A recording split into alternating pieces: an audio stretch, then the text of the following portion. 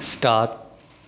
ਜਦੋਂ ਨੌਵੇਂ ਪਾਤਸ਼ਾਹ ਧੰਨ ਧੰਨ ਸ਼੍ਰੀ ਗੁਰੂ ਤੇਗ ਬਹਾਦਰ ਜੀ ਨੇ 1674 ਈਸਵੀ ਤਲਵੰਡੀ ਸਾਬੋ ਵਿਖੇ ਚਰਨ ਪਾ ਕੇ ਇਸ ਥਾਂ ਨੂੰ ਪਵਿੱਤਰ ਕੀਤਾ ਤਾਂ ਉਸ ਸਮੇਂ ਭਾਈ ਡੱਲਾ ਜੀ ਦੇ ਪਿਤਾ ਚੌਧਰੀ ਸਲੀਮ ਸ਼ਾਹ ਨੇ ਗੁਰੂ ਜੀ ਦੀ ਅਥਾਹ ਸੇਵਾ ਕੀਤੀ ਸੀ।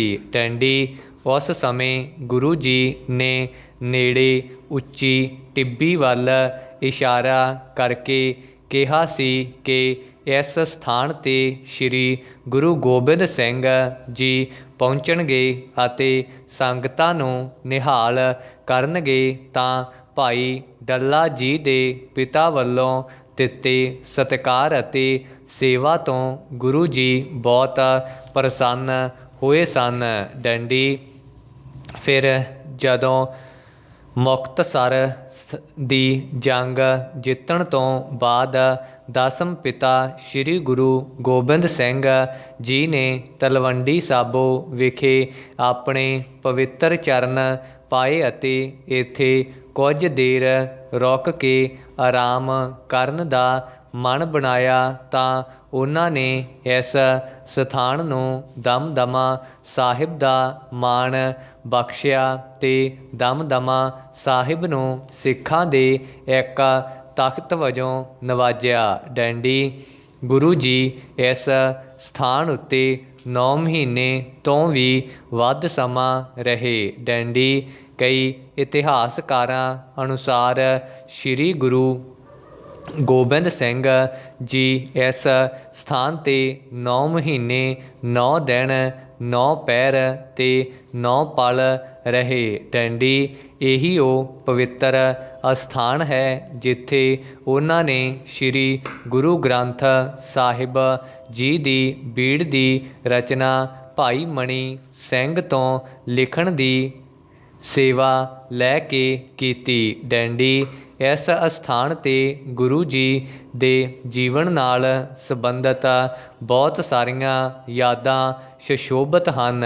ਡੰਡੀ ਇਹਨਾਂ ਵਿੱਚੋਂ ਇੱਕ ਘਟਨਾ ਜੋ ਭਾਈ ਡੱਲਾ ਜੀ ਦੇ ਸੰਬੰਧ ਵਿੱਚ ਹੈ ਉਹ ਵੀ ਸਿੱਖ ਇਤਿਹਾਸ ਵਿੱਚ ਅਹਿਮ ਸਥਾਨ ਰੱਖਦੀ ਹੈ। ਡੰਡੀ ਜਦੋਂ ਗੁਰੂ ਜੀ ਤਲਵੰਡੀ ਡੇਰਾ ਲਗਾ ਕੇ ਬੈਠ ਗਏ ਤਾਂ ਇਸ ਇਲਾਕੇ ਵਿੱਚ ਜੋ ਸਭ ਤੋਂ ਅਮੀਰ ਅਤੇ ਜਾਣਿਆ ਜਾਂਦਾ ਵਿਅਕਤੀ ਸੀ ਉਹ ਸੀ ਭਾਈ ਡੱਲਾ, ਜੋ ਇੱਕ ਤਰ੍ਹਾਂ ਦਾ ਇਲਾਕੇ ਵਿੱਚ ਰਾਜਾ ਸੀ ਅਤੇ ਬਹੁਤ ਸਾਰੇ ਪਿੰਡਾਂ ਵਿੱਚ ਉਸ ਦਾ ਹੁਕਮ ਚੱਲਦਾ ਸੀ। ਡੰਡੀ ਗੁਰੂ ਜੀ ਦੇ ਆਉਣ ਦੀ ਖਬਰ ਸੁਣ ਕੇ ਉਹ ਆਪਣੇ ਬਹੁਤ ਸਾਰੇ ਫੌਜੀਆਂ ਨਾਲ ਗੁਰੂ ਜੀ ਦੇ ਦਰਸ਼ਨਾਂ ਲਈ ਆਇਆ। ਡੰਡੀ ਗੁਰੂ ਜੀ ਦੀਆਂ ਪਿਛਲੀਆਂ ਲੜਾਈਆਂ ਅਤੇ ਸਾਹਿਬਜ਼ਾਦਿਆਂ ਦੀ ਸ਼ਹੀਦੀ ਦਾ ਅਫਸੋਸ ਕਰਦੇ ਸਮੇਂ ਭਾਈ ਡੱਲੇ ਨੇ ਆਪਣੀ ਫੌਜ ਦੀ ਬਹਾਦਰੀ ਦੀਆਂ ਸਿਫਤਾਂ ਸ਼ੁਰੂ ਕਰ ਦਿੱਤੀਆਂ। ਡੰਡੀ ਪਰ ਜਦੋਂ ਸੰਗਤ ਵਿੱਚੋਂ ਕਿਸੇ ਸਿੱਖ ਵੱਲੋਂ ਦਿੱਤੀ ਨਵੀਂ ਬੰਦੂਕ ਨੂੰ ਪਰਖਣ ਲਈ ਗੁਰੂ ਜੀ ਨੇ ਡੱਲੇ ਦੇ ਜਵਾਨਾਂ ਦੀ ਮੰਗ ਕੀਤੀ ਤਾਂ ਕੋਈ ਨਾ ਨਿੱਤਰਿਆ। ਡੰਡੀ ਦੂਜੇ ਪਾਸੇ ਗੁਰੂ ਜੀ ਦੇ 2 ਸਿੰਘਾਂ ਨੇ ਬੜੇ ਚਾਅ ਨਾਲ ਬੰਦੂਕ ਅੱਗੇ ਖੜ੍ਹ ਰਹਿ ਕੇ ਸ਼ਹੀਦੀ ਹੋਣ ਲਈ ਸੂਰਬੀਰਤਾ ਦੀ ਮਿਸਾਲ ਦਿੱਤੀ ਤਾਂ ਭਾਈ ਡੱਲਾ ਸਿੰਘਾਂ ਦੀ ਦਲੇਰੀ ਨੂੰ ਸਮਝ ਗਿਆ ਅਤੇ ਫਿਰ ਅੰਮ੍ਰਿਤ ਛਕ ਕੇ ਆਪਣਾ ਨਾਂ ਭਾਈ ਡੱਲਾ ਸਿੰਘ ਰੱਖ ਲਿਆ। ਡੰਡੀ ਉਸ ਨੇ ਵੀ ਗੁਰੂ ਸਾਹਿਬ ਦੀ ਅਥਾਹ ਸੇਵਾ ਕੀਤੀ। ਡੰਡੀ ਸਟਾਰਟ। ਹਰ ਪਿੰਡ ਵਿੱਚ ਹੁਣ ਸਿਰਫ ਖੇਤੀ ਕਾਨੂੰਨਾਂ ਦੀ ਚਰਚਾ ਹੀ ਸੁਣਾਈ ਦਿੰਦੀ ਹੈ ਤੇ ਹੁਣ ਇਹ ਅਜਿਹੀ ਚਿੰਤਾ ਹੈ ਜੋ ਜੰਗਲ ਦੀ ਅੱਗ ਵਾਂਗ ਫੈਲ ਰਹੀ ਹੈ। ਡੰਡੀ ਸੋਮਵਾਰ ਨੂੰ ਦੁਨੀਆ ਦੇ 2 ਸਰਵੋਤਮ ਸੰਗਠਨਾਂ ਸੰਯੁਕਤ ਰਾਸ਼ਟਰ ਮਨੁੱਖੀ ਅਧਿਕਾਰ ਕਮਿਸ਼ਨ ਤੇ ਗ੍ਰੈਮੀ ਅਵਾਰਡ ਸੰਮੇਲਨ ਵਿੱਚ ਇਹ ਮੁੱਦਾ ਜ਼ੋਰਦਾਰ ਢੰਗ ਨਾਲ ਉੱਠਿਆ। ਡੰਡੀ ਸੰਯੁਕਤ ਕਿਸਾਨ ਮੋਰਚੇ ਨੇ ਸੰਯੁਕਤ ਰਾਸ਼ਟਰ ਰਾਹੀਂ ਆਪਣੀ ਹੀ ਸਰਕਾਰ ਨੂੰ ਅਪੀਲ ਕੀਤੀ ਹੈ। ਡੰਡੀ ਉੱਥੇ ਅਪੀਲ ਕਰਨ ਦਾ ਕਾਰਨ ਭਾਰਤ ਸਰਕਾਰ ਆਪ ਹੈ, ਜਿਸ ਨੇ ਆਪ ਹੀ 2018 ਵਿੱਚ 141 ਦੇਸ਼ਾਂ ਨਾਲ ਮਿਲ ਕੇ ਮਜ਼ਦੂਰਾਂ ਤੇ ਪੇਂਡੂ ਖੇਤਰ ਵਿੱਚ ਕੰਮ ਕਰਨ ਵਾਲੇ ਲੋਕਾਂ ਦੇ ਹੱਕਾਂ ਦੀ ਰੱਖਿਆ ਕਰਨ ਦੀ ਸਹੁੰ ਚੁੱਕੀ ਸੀ। ਡੰਡੀ ਇਹ ਮੁਹਿੰਮ 1992 ਵਿੱਚ ਪਹਿਲੀ ਵਾਰ ਬੋਲੀਵੀਆ ਵੱਲੋਂ ਸ਼ੁਰੂ ਕੀਤੀ ਗਈ ਸੀ, ਜਿਸ ਦਾ ਟੀਚਾ ਇਹ ਮਿਥਿਆ ਗਿਆ ਸੀ ਕਿ ਅੰਤਰਰਾਸ਼ਟਰੀ ਪੱਧਰ 'ਤੇ ਵਪਾਰੀ ਵਰਗ ਜਿਵੇਂ ਨਵੇਂ ਢੰਗ ਤਰੀਕੇ ਵਰਤ ਕੇ ਹਰ ਖੇਤਰ ਉੱਤੇ ਕਬਜ਼ਾ ਕਰ ਰਿਹਾ ਹੈ, ਉਸ ਦਾ ਅਸਰ ਕਿਸਾਨਾਂ ਦੇ ਹੱਕਾਂ 'ਤੇ ਪੈ ਸਕੇ। ਡੰਡੀ ਸਭ ਨੂੰ ਖਾਣਾ ਮਿਲੇ, ਵਿਕਾਸ ਅਜਿਹਾ ਹੋਵੇ ਜੋ ਤਬਾਹੀ ਵੱਲ ਨਾ ਲੈ ਜਾਵੇ ਤੇ ਇਸ ਵਾਧੇ ਦਾ ਸਭ ਨੂੰ ਇੱਕੋ ਜਿਹਾ ਲਾਭ ਹੋਵੇ। ਡੰਡੀ ਬੁਨਿਆਦੀ ਸੋਚ ਇਹ ਹੈ ਕਿ ਕਿਸਾਨਾਂ ਲਈ ਲਏ ਗਏ ਫੈਸਲਿਆਂ ਵਿੱਚ ਕਿਸਾਨਾਂ ਦੀ ਸ਼ਮੂਲੀਅਤ ਹੋਵੇ, ਖਾਸ ਕਰਕੇ ਜਿੱਥੇ ਰਾਸ਼ਟਰੀ ਕਾਨੂੰਨ ਬਣਾਏ ਜਾਣ। ਡੰਡੀ ਇਸ ਮੁਹਿੰਮ ਪਿੱਛੇ ਸੋਚ ਇਹੀ ਸੀ ਕਿ ਕਿਸਾਨਾਂ ਦੇ ਹੱਕ ਹਕੂਕ ਹਰ ਦੇਸ਼ ਵਿੱਚ ਇੱਕ ਬਰਾਬਰ ਸੁਰੱਖਿਅਤ ਨਹੀਂ, ਪਰ ਦੁਨੀਆ ਕਿਸਾਨਾਂ ਦੀ ਉਪਜ 'ਤੇ ਨਿਰਭਰ ਹੈ ਤੇ ਇਸ ਨਿਰਭਰਤਾ ਨੂੰ ਨਜ਼ਰਅੰਦਾਜ਼ ਕਰਦੇ ਹੋਏ ਕਈ ਦੇਸ਼ਾਂ ਵਿਚਕਾਰ ਫਸਲਾਂ ਦੀ ਆਵਾਜਾਈ 'ਤੇ ਰੋਕ ਨਹੀਂ, ਕਿਉਂਕਿ ਅੱਜ ਕੋਈ ਅਜਿਹਾ ਦੇਸ਼ ਨਹੀਂ ਰਿਹਾ ਜੋ ਆਪਣੇ ਆਪ ਵਿੱਚ ਅਨਾਜਾਂ ਦੇ ਮਾਮਲੇ ਵਿੱਚ ਆਤਮ ਨਿਰਭਰ ਹੋਵੇ। ਡੰਡੀ ਇਸ ਕਰਕੇ ਇਹ ਅੰਤਰਰਾਸ਼ਟਰੀ ਪੱਧਰ ਦੀ ਮੁਹਿੰਮ ਛੇੜ ਕੇ ਫੈਸਲਾ ਲਿਆ ਗਿਆ ਕਿ ਕਿਸਾਨ ਤੇ ਮਜ਼ਦੂਰ ਦੇ ਹੱਕ ਵਪਾਰ ਤੇ ਵਿਗਿਆਨ ਦੇ ਵਾਧੇ ਦਾ ਨਾਂ ਲੈ ਕੇ ਕੁਚਲੇ ਨਹੀਂ ਜਾਣਗੇ। ਡੰਡੀ ਕਿਸਾਨੀ ਮੋਰਚੇ ਵੱਲੋਂ ਡਾਕਟਰ ਦਰਸ਼ਨਪਾਲ ਨੇ UN ਨੂੰ ਅਪੀਲ ਕਰਕੇ ਪਹਿਲਾ ਫਿਕਰਾ ਇਹੀ ਆਖਿਆ ਕਿ ਮੈਨੂੰ ਆਪਣੇ ਦੇਸ਼ ਨਾਲ ਪਿਆਰ ਹੈ, ਪਰ ਅੱਜ ਉਹਨਾਂ ਨੂੰ ਜੇ ਆਪਣੇ ਪ੍ਰਧਾਨ ਮੰਤਰੀ ਨਾਲ ਸੰਯੁਕਤ ਰਾਸ਼ਟਰ ਰਾਹੀਂ ਗੱਲ ਕਰਨੀ ਪਵੇ ਤਾਂ ਸਵਾਲ ਇਹ ਉੱਠਦਾ ਹੈ ਕਿ ਕੀ ਪ੍ਰਧਾਨ ਮੰਤਰੀ ਨੂੰ ਵੀ ਕਿਸਾਨਾਂ ਨਾਲ ਪਿਆਰ ਹੈ? ਪ੍ਰਸ਼ਨ ਚਿੰਨ੍ਹ ਭਰਾ। ਅਤੇ ਦੂਜਾ ਅੰਤਰਰਾਸ਼ਟਰੀ ਗ੍ਰੈਮੀ ਅਵਾਰਡ, ਜਿਸ ਵਿੱਚ ਦੁਨੀਆ ਦੇ ਸਰਵੋਤਮ ਗੀਤਕਾਰ ਸਨਮਾਨਿਤ ਕੀਤੇ ਜਾਂਦੇ ਹਨ। ਲਿਲੀ ਸਿੰਘ ਇੱਕ ਯੁਵੀ ਸ਼ਕਤੀ ਨੇ ਉਸ ਸਮਾਗਮ 'ਤੇ ਆਪਣੇ ਮੂੰਹ 'ਤੇ ਪਾਏ ਮਾਸਕ ਉੱਤੇ ਕਿਸਾਨੀ ਦੇ ਸਮਰਥਨ ਵਿੱਚ ਸੰਦੇਸ਼ ਪਾਇਆ ਹੋਇਆ ਸੀ। ਡੰਡੀ ਦੋਹਾਂ ਹੀ ਘਟਨਾਵਾਂ ਨੂੰ ਲੈ ਕੇ ਸੰਯੁਕਤ ਰਾਸ਼ਟਰ ਕੌਂਸਲ ਤੇ ਗ੍ਰੈਮੀ ਸਮਾਗਮ ਵਿੱਚ ਕਿਸਾਨਾਂ ਦਾ ਮੁੱਦਾ ਉਠਾਉਣ ਦੇ ਕੰਮ ਨੂੰ ਰਾਸ਼ਟਰ ਵਿਰੋਧੀ ਕਹਿ ਦਿੱਤਾ ਜਾਵੇਗਾ। ਡੰਡੀ ਕਿਹਾ ਜਾਵੇਗਾ ਕਿ ਕਿਸਾਨਾਂ ਦੀ ਆੜ ਵਿੱਚ ਸਿੱਖਸ ਫॉर ਜਸਟਿਸ ਵਰਗੀਆਂ ਸੰਸਥਾਵਾਂ ਭਾਰਤ ਦੀ ਬਦਨਾਮੀ ਕਰਨ ਦਾ ਯਤਨ ਕਰ ਰਹੀਆਂ ਹਨ। ਡੰਡੀ ਕਿਸੇ ਖੋਜ ਏਜੰਸੀ ਵੱਲੋਂ ਸ਼ਾਇਦ ਲਿਲੀ ਸਿੰਘ ਉੱਤੇ ਵੀ ਪੈਸੇ ਲੈ ਕੇ ਕਿਸਾਨ ਦਾ ਸਮਰਥਨ ਕਰਨ ਦਾ ਇਲਜ਼ਾਮ ਲੱਗੇਗਾ, ਪਰ ਕੋਈ ਸਿਆਣਾ ਬੰਦਾ ਆਪਣੀ ਸਰਕਾਰ ਨੂੰ ਇਹ ਸਮਝਾਏਗਾ ਕਿ ਇਸ ਮੁੱਦੇ ਨੂੰ ਅੰਤਰਰਾਸ਼ਟਰੀ ਪੱਧਰ 'ਤੇ ਪਹੁੰਚਾਉਣਾ ਕਿਸਾਨਾਂ ਦੀ ਪ੍ਰਾਪਤੀ ਨਹੀਂ ਬਲਕਿ ਸਰਕਾਰ ਦੀ ਕਮਜ਼ੋਰੀ ਹੈ। ਪ੍ਰਸ਼ਨ ਚਿੰਨ੍ਹ। ਅੱਜ ਕਿਸਾਨਾਂ ਨੂੰ UN ਨੂੰ ਆਖਣਾ ਪੈ ਰਿਹਾ ਹੈ ਕਿ ਤੁਸੀਂ ਸਾਡੇ ਯਾਨੀ ਭਾਰਤ ਦੇ ਪ੍ਰਧਾਨ ਮੰਤਰੀ ਨੂੰ ਆਖੋ ਕਿ ਸਾਡੇ ਨਾਲ ਗੱਲ ਕਰ ਲਵੇ। ਡੰਡੀ ਲਿਲੀ ਸਿੰਘ ਹੋਵੇ, ਥੈਨਬਰਗ ਜਾਂ ਰਿਹਾਨਾ ਵਰਗੀਆਂ ਹਸਤੀਆਂ ਹੋਣ ਜਾਂ ਇੰਗਲੈਂਡ ਦੀ ਸੰਸਦ ਹੋਵੇ, ਸਭ ਨੂੰ ਭਾਰਤ ਸਰਕਾਰ ਆਪ ਮੌਕਾ ਦੇ ਰਹੀ ਹੈ ਕਿ ਉਹ ਭਾਰਤ ਦੇ ਮਾਮਲਿਆਂ ਵਿੱਚ ਦਖਲ ਦੇਣ ਅਤੇ ਇਹੀ ਇੱਕ ਵੱਡਾ ਕਾਰਨ ਹੈ ਕਿ ਭਾਰਤ ਵਿੱਚ ਅੰਤਰਰਾਸ਼ਟਰੀ ਸੰਸਥਾਵਾਂ ਲਗਾਤਾਰ ਕਹਿ ਰਹੀਆਂ ਹਨ ਕਿ ਭਾਰਤ ਵਿੱਚ ਸ਼ਹਿਰੀਆਂ ਦੀ ਆਜ਼ਾਦੀ ਦਿਨ ਬ ਦਿਨ ਘਟਦੀ ਜਾ ਰਹੀ ਹੈ। ਡੰਡੀ ਭਾਰਤ ਸਰਕਾਰ ਆਪਣੇ ਨਾਗਰਿਕਾਂ ਨੂੰ ਰਾਸ਼ਟਰ ਵਿਰੋਧੀ ਤੇ ਅੰਤਰਰਾਸ਼ਟਰੀ ਸੰਸਥਾਵਾਂ ਨੂੰ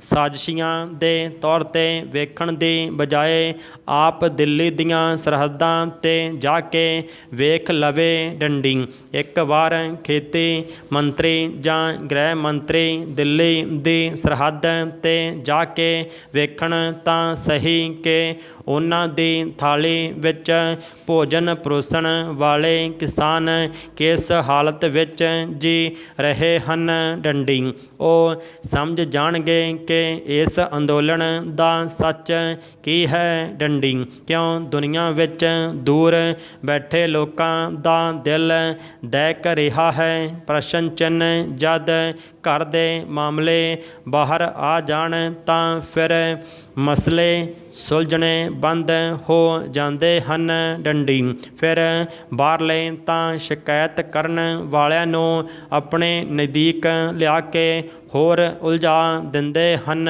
ਡੰਡੀ ਇਸ ਮਾਮਲੇ ਵਿੱਚ ਸਰਕਾਰ ਵੱਡੀ ਹੈ ਤੇ ਜ਼ਰੂਰੀ ਹੈ ਕਿ ਵੱਡੇ ਹੋਣ ਦਾ ਫਰਜ਼ ਵੀ ਨਿਭਾਏ। ਡੰਡੀ ਹਰ ਦਿਨ ਇੱਕ ਕਿਸਾਨ ਸੰਘਰਸ਼ ਵਿੱਚ ਜਾਨ ਗਵਾ ਰਿਹਾ ਹੈ। ਡੰਡੀ ਸਰਕਾਰ ਨੂੰ ਬੰਗਾਲ ਦੀਆਂ ਚੋਣਾਂ ਵਿੱਚ ਜਿੱਤ ਹਾਸਲ ਕਰਨ ਨਾਲੋਂ ਜ਼ਿਆਦਾ ਕਿਸਾਨ ਦੀ ਗੱਲ ਸੁਣਨ ਅਤੇ ਉਸ ਦੇ ਦੁੱਖ ਦੂਰ ਕਰਨ ਨੂੰ ਪਹਿਲ ਦੇਣੀ ਚਾਹੀਦੀ ਹੈ। ਡੰਡੀ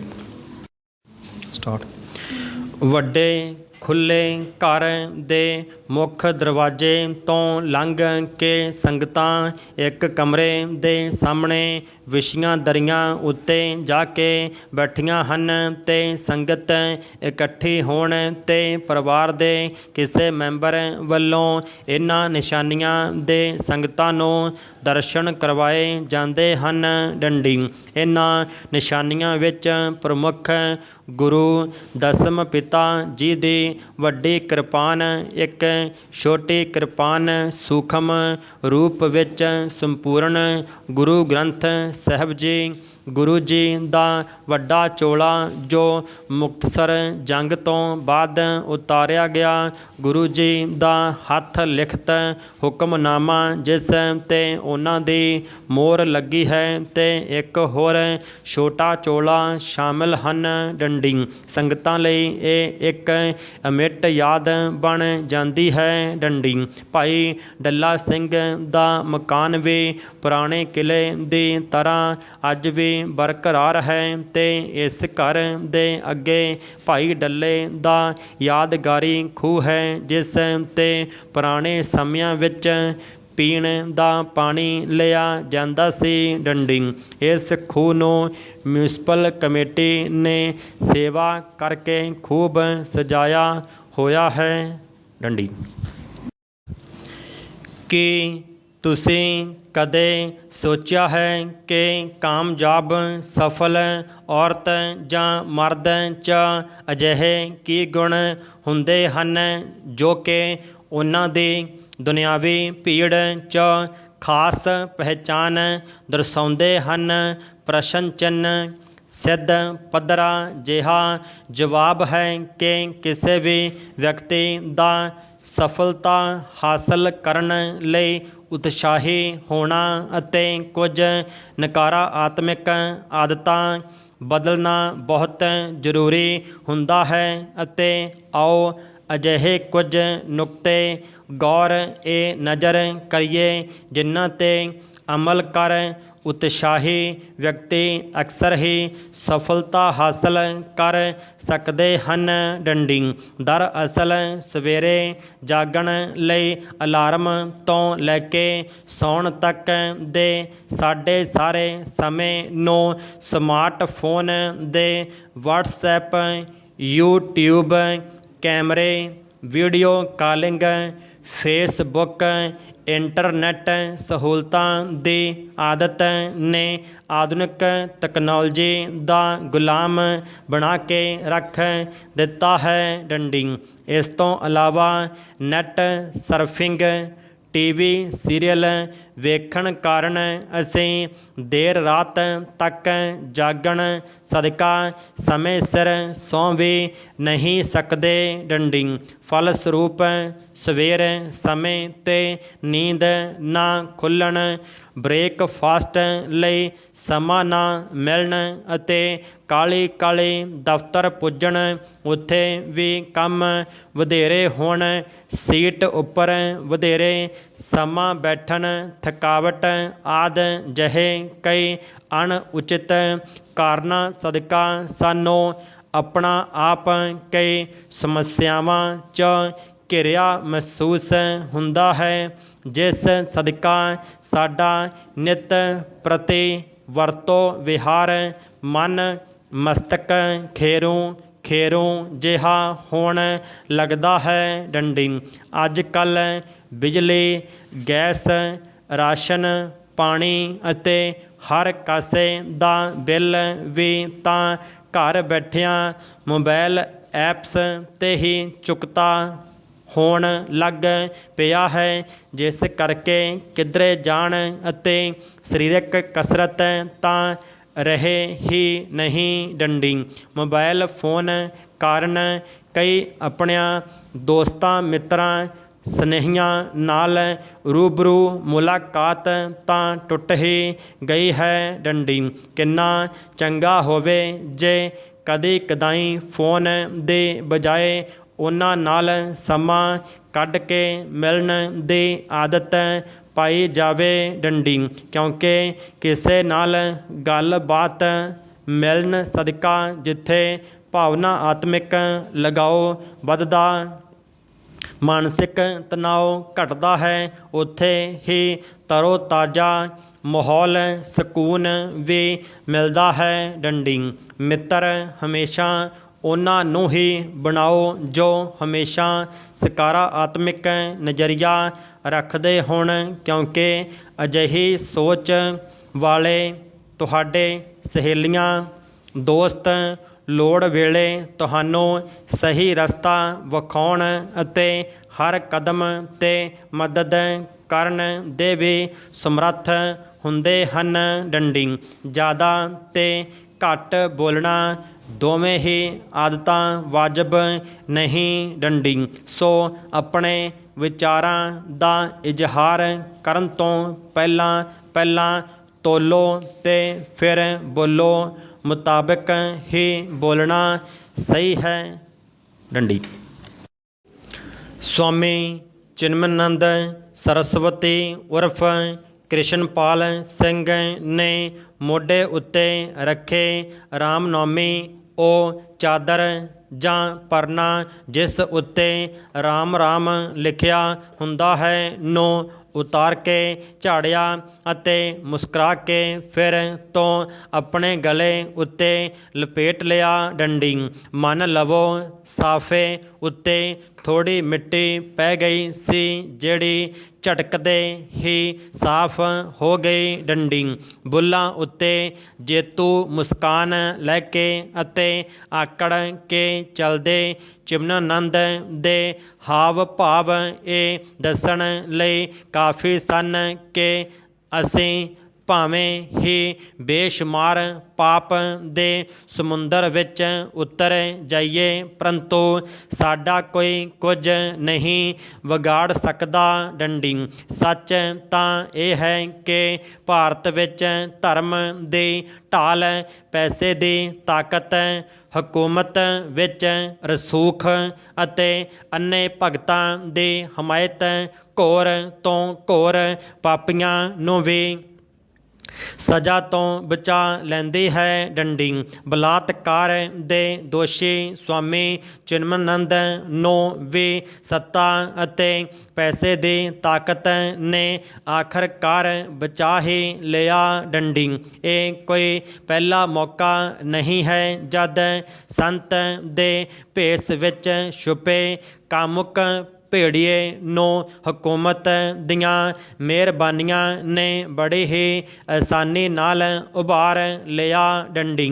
ਇਸ ਤੋਂ ਪਹਿਲਾਂ ਦੇ ਮਾਮਲਿਆਂ ਕੇਸਾਂ ਵਿੱਚ ਵੀ ਉਹਨਾਂ ਦਾ ਬਾਲ ਬਾਂਕਾ ਨਹੀਂ ਸੀ ਹੋਇਆ ਡੰਡੀ। ਸੰਤ ਦਾ ਚੋਲਾ ਪਾ ਕੇ ਆਸੰਤਾਈ ਕਰਨ ਵਾਲੇ ਬਾਬੇ ਵਿਰੁੱਧ ਮੁਕੱਦਮਿਆਂ ਦੀਆਂ ਫਾਈਲਾਂ ਵਿਭਾਗਾਂ ਅਤੇ ਅਦਾਲਤਾਂ ਦੇ ਖਾਨਿਆਂ ਵਿੱਚ ਪਈਆਂ ਘੱਟਾ ਫੱਕਦੀਆਂ ਰਹੀਆਂ ਅਤੇ ਸਵਾਮੀ ਆਪਣੇ ਕਾਮੁਕ ਵਿਆਹ ਦੀ ਸ਼ਾਂਤੀ ਕਿਰਿਆ ਵਿੱਚ ਲੀਨ ਰਹੇ ਡੰਡੀ। ਪਰਾ ਪੀੜਤਾ ਦਾ ਯੂ ਟਰਨ ਭਾਜਪਾ ਲੀਡਰ ਅਤੇ ਸਾਬਕਾ ਕੇਂਦਰੀ ਗ੍ਰਹਿ ਰਾਜ ਮੰਤਰੀ ਸਵਾਮੀ ਚਿਨਮਨੰਦ ਸਰਸਵਤੀ ਉੱਤੇ ਬੀਤੇ ਸਾਲ ਬਲਾਤਕਾਰ ਦਾ ਦੋਸ਼ ਲਾਉਣ ਵਾਲੀ ਕਾਨੂੰਨ ਦੀ ਵਿਦਿਆਰਥਣ ਨੇ ਅਦਾਲਤ ਵਿੱਚ ਯੂ ਟਰਨ ਨੀਤੀ ਵਿੱਚ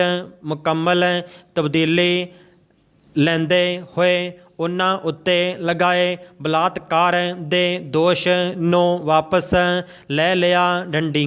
MPMLA ਵਿਸ਼ੇਸ਼ ਅਦਾਲਤ ਵਿੱਚ ਉਸਨੇ ਜੱਜ ਦੇ ਸਾਹਮਣੇ ਕਿਹਾ ਚਿਨਮਨੰਦ ਨੇ ਉਸ ਨਾਲ ਕੋਈ ਬਲਾਤਕਾਰ ਨਹੀਂ ਕੀਤਾ ਡੰਡੀ।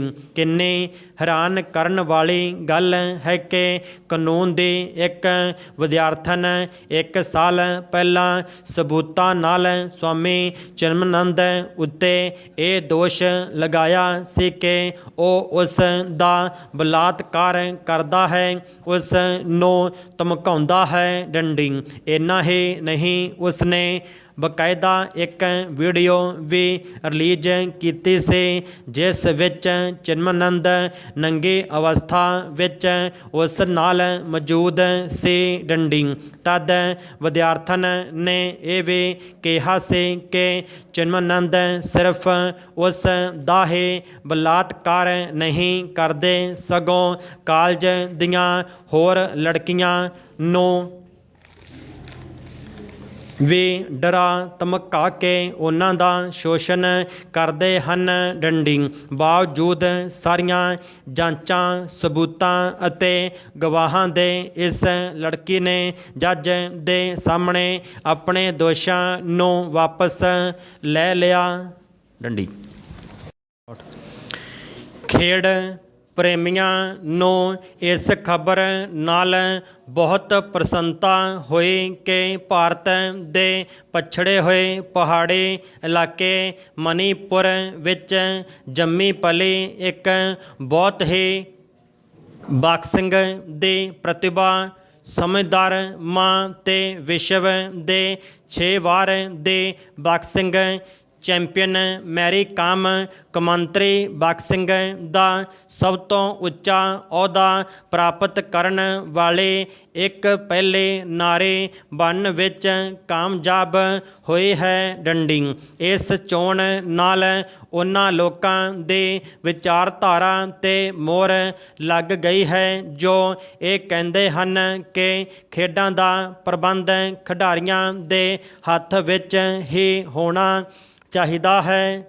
ਇੱਕ ਆਮ ਅਮੀਰ ਵਪਾਰੀ ਜਾਂ ਕੋਈ ਅਫਸਰ ਖੇਡ ਨਾਲ ਪੂਰਾ ਨਿਆਂ ਨਹੀਂ ਕਰ ਸਕਦਾ ਜੋ ਇੱਕ ਨਾਮਵਰ ਖਿਡਾਰੀ ਕਰ ਸਕਦਾ ਹੈ, ਜਿਸ ਨੇ ਖੇਡ ਦੇ ਮੈਦਾਨ ਵਿੱਚ ਆਪਣਾ ਪਸੀਨਾ ਵਹਾਇਆ ਹੈ। ਡੰਡੀ ਮੈਰੀ ਕਾਮ ਇਸ ਤੋਂ ਪਹਿਲਾਂ ਇਸ ਖੇਡ ਦੇ ਬ੍ਰਾਂਡ ਦੂਤ ਵੀ ਰਹਿ ਚੁੱਕੀ ਹੈ। ਡੰਡੀ ਮੈਰੀ ਕਾਮ ਦੇ ਇਹ ਚੋਣ ਪੂਰੇ ਵਿਧੀ ਵਿਧਾਨ ਰਾਹੀਂ ਤੇ ਵੋਟਿੰਗ ਨਾਲ ਹੋਈ ਹੈ। ਡੰਡੀ ਚੋਣ ਤੋਂ ਬਾਅਦ AIBA ਦੇ ਮੌਜੂਦਾ ਪ੍ਰਧਾਨ ਓਮਰ ਕਰਾਮਲੋਵ ਨੇ ਇੱਕ ਪੱਤਰ ਰਾਹੀਂ ਇਸ ਦੀ ਸੂਚਨਾ ਮੈਰੀ ਕਾਮ ਨੂੰ ਦਿੰਦੇ ਹੋਏ ਇਹ ਕਿਹਾ ਕਿ ਇਸ ਖੇਡ ਦੇ ਨਿਰਦੇਸ਼ਕਾਂ ਨੇ ਇਹ ਕਿਹਾ ਹੈ,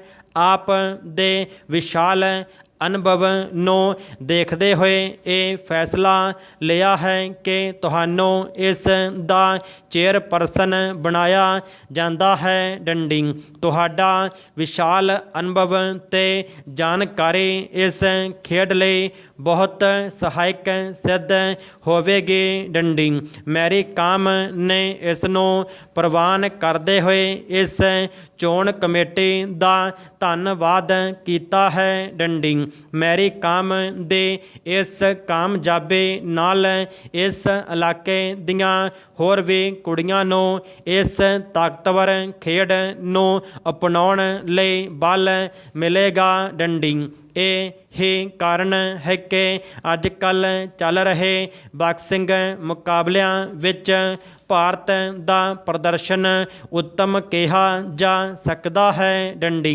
ਬਾਕਸਿੰਗ ਇੱਕ ਤਾਕਤਵਰ ਖੇਡ ਹੈ ਤੇ ਨਾਰੀ ਦੀ ਸੁਰੱਖਿਆ ਲਈ ਇਸ ਨੂੰ ਇੱਕ ਬਦਲ ਵੀ ਮੰਨਿਆ ਜਾ ਰਿਹਾ ਹੈ। ਡੰਡੀ ਦੂਸਰੇ ਪਾਸੇ ਜੇਕਰ ਓਲੰਪਿਕ ਦੀ ਗੱਲ ਕੀਤੀ ਜਾਵੇ ਤਾਂ ਇਸ ਗੱਲ ਨਾਲ ਸੰਤੋਖ ਕੀਤਾ ਜਾ ਸਕਦਾ ਹੈ ਕਿ ਮੈਰੀ ਕਾਮ ਨੇ ਹੀ ਇਸ ਖੇਡ ਵਿੱਚ ਪਹਿਲਾ ਕਾਂਸੀ ਦਾ ਤਗਮਾ ਭਾਰਤ ਦੀ ਝੋਲੀ ਪਾਇਆ ਸੀ। ਡੰਡੀ ਹੁਣ ਓਲੰਪਿਕ ਦੇ ਨੇੜੇ ਆ ਕੇ ਇਸ ਤਰ੍ਹਾਂ ਦਾ ਸਨਮਾਨ ਕਰਨਾ ਤੇ ਇਸ ਖੇਡ ਦੇ ਵਾਗਡੋਰ ਮੈਰੀ ਕਾਮ ਨੂੰ ਦੇਣਾ ਇੱਕ ਉੱਤਮ ਉੱਦਮ ਕਿਹਾ ਜਾ ਸਕਦਾ ਹੈ। ਡੰਡੀ 24 ਨਵੰਬਰ 1982 ਵਿੱਚ ਜਨਮੀ ਮੈਰੀ ਕਾਮ ਲਈ ਜ਼ਿੰਦਗੀ ਕੋਈ ਫੁੱਲਾਂ ਦੀ ਸੇਜ ਨਹੀਂ ਰਹੀ। ਡੰਡੀ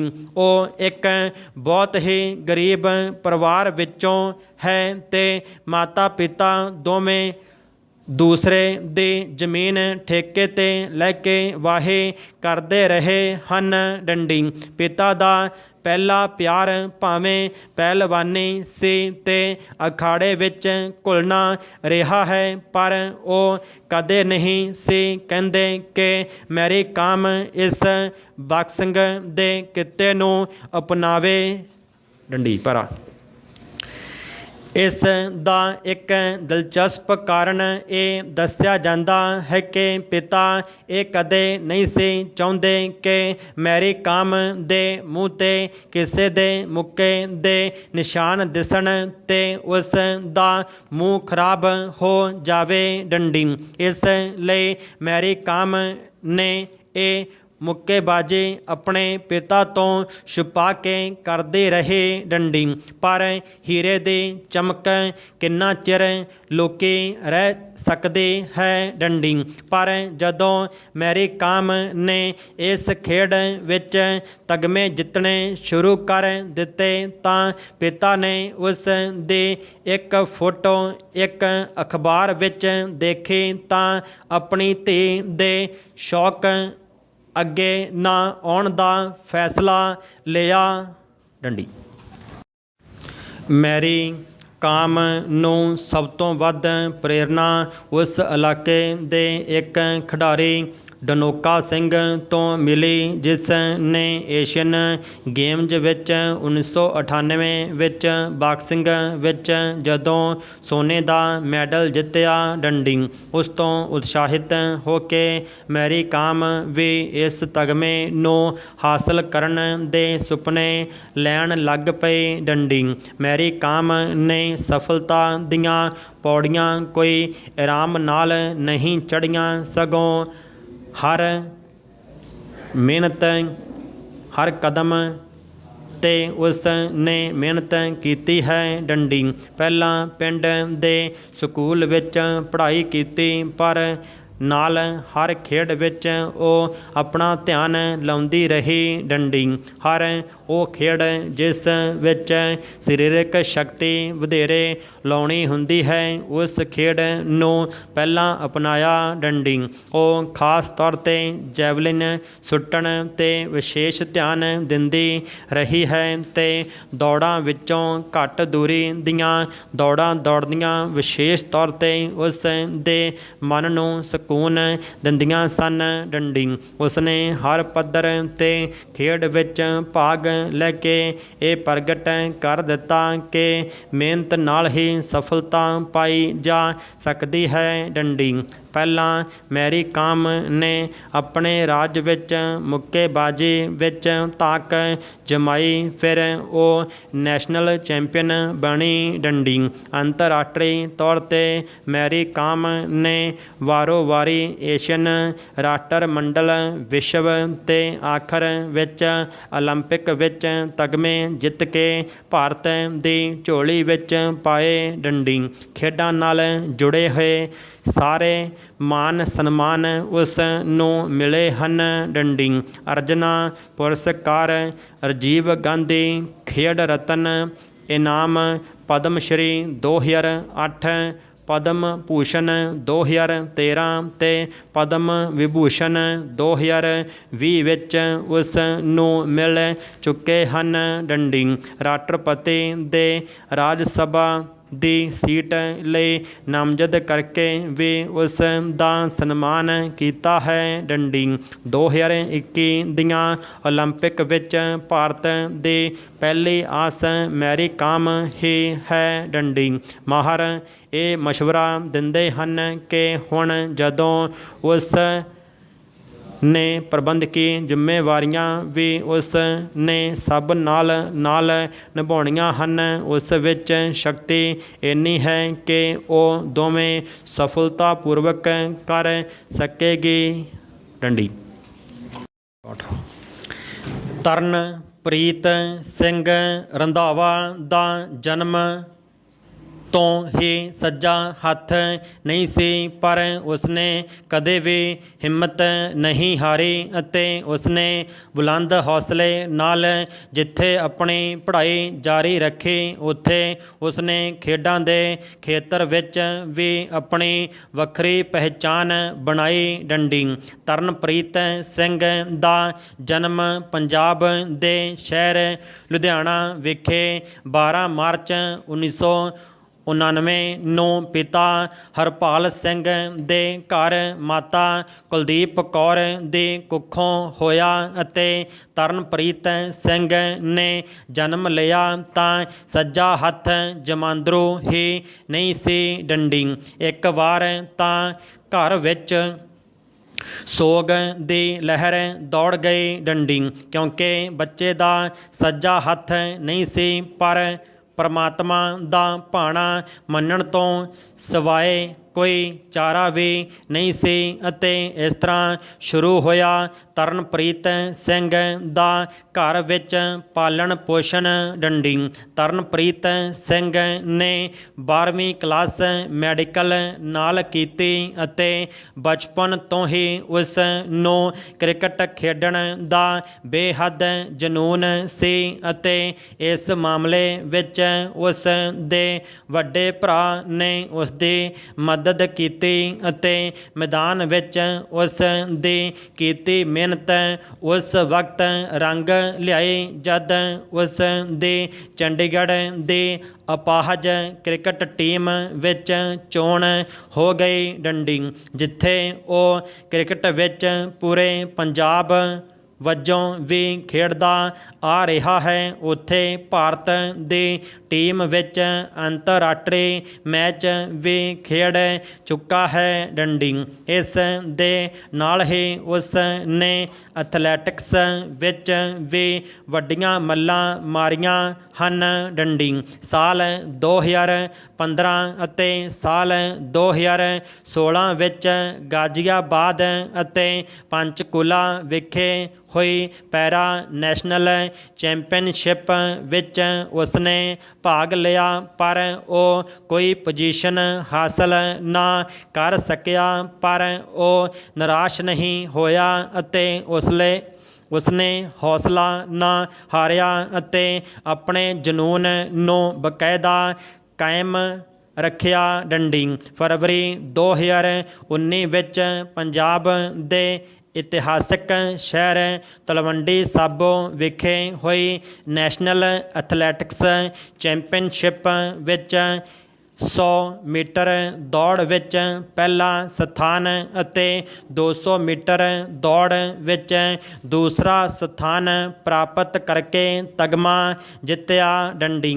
ਸਾਲ 2020 ਵਿੱਚ ਹੋਈ ਨੈਸ਼ਨਲ ਪੱਧਰ 'ਤੇ ਓਪਨ ਪੈਰਾ ਓਲੰਪਿਕ ਚੈਂਪੀਅਨਸ਼ਿਪ ਵਿੱਚ 100 ਮੀਟਰ ਦੌੜ ਕੇ ਸੋਨ ਤਗਮਾ ਅਤੇ 200 ਮੀਟਰ ਦੌੜ ਵਿੱਚੋਂ ਚਾਂਦੀ ਦਾ ਤਗਮਾ ਹਾਸਲ ਕਰਕੇ ਆਪਣਾ ਹੀ ਨਹੀਂ ਸਗੋਂ ਆਪਣੇ ਮਿਹਨਤੀ ਕੋਚ ਸੰਜੀਵ ਸ਼ਰਮਾ ਦੀ ਵੀ ਝੋਲੀ ਖੁਸ਼ੀਆਂ ਨਾਲ ਭਰ ਦਿੱਤੀ ਡੰਡੀ। ਮਾਰਚ 2021 ਵਿੱਚ ਮਦਰਾਸ ਦੇ ਸ਼ਹਿਰ ਚੇਨਈ ਵਿਖੇ ਹੋਣ ਜਾ ਰਹੀ ਪੈਰਾ ਨੈਸ਼ਨਲ ਚੈਂਪੀਅਨਸ਼ਿਪ ਵਿੱਚ ਪੰਜਾਬ ਵੱਲੋਂ ਮੈਦਾਨ ਵਿੱਚ ਦੌੜੇਗਾ ਡੰਡੀ।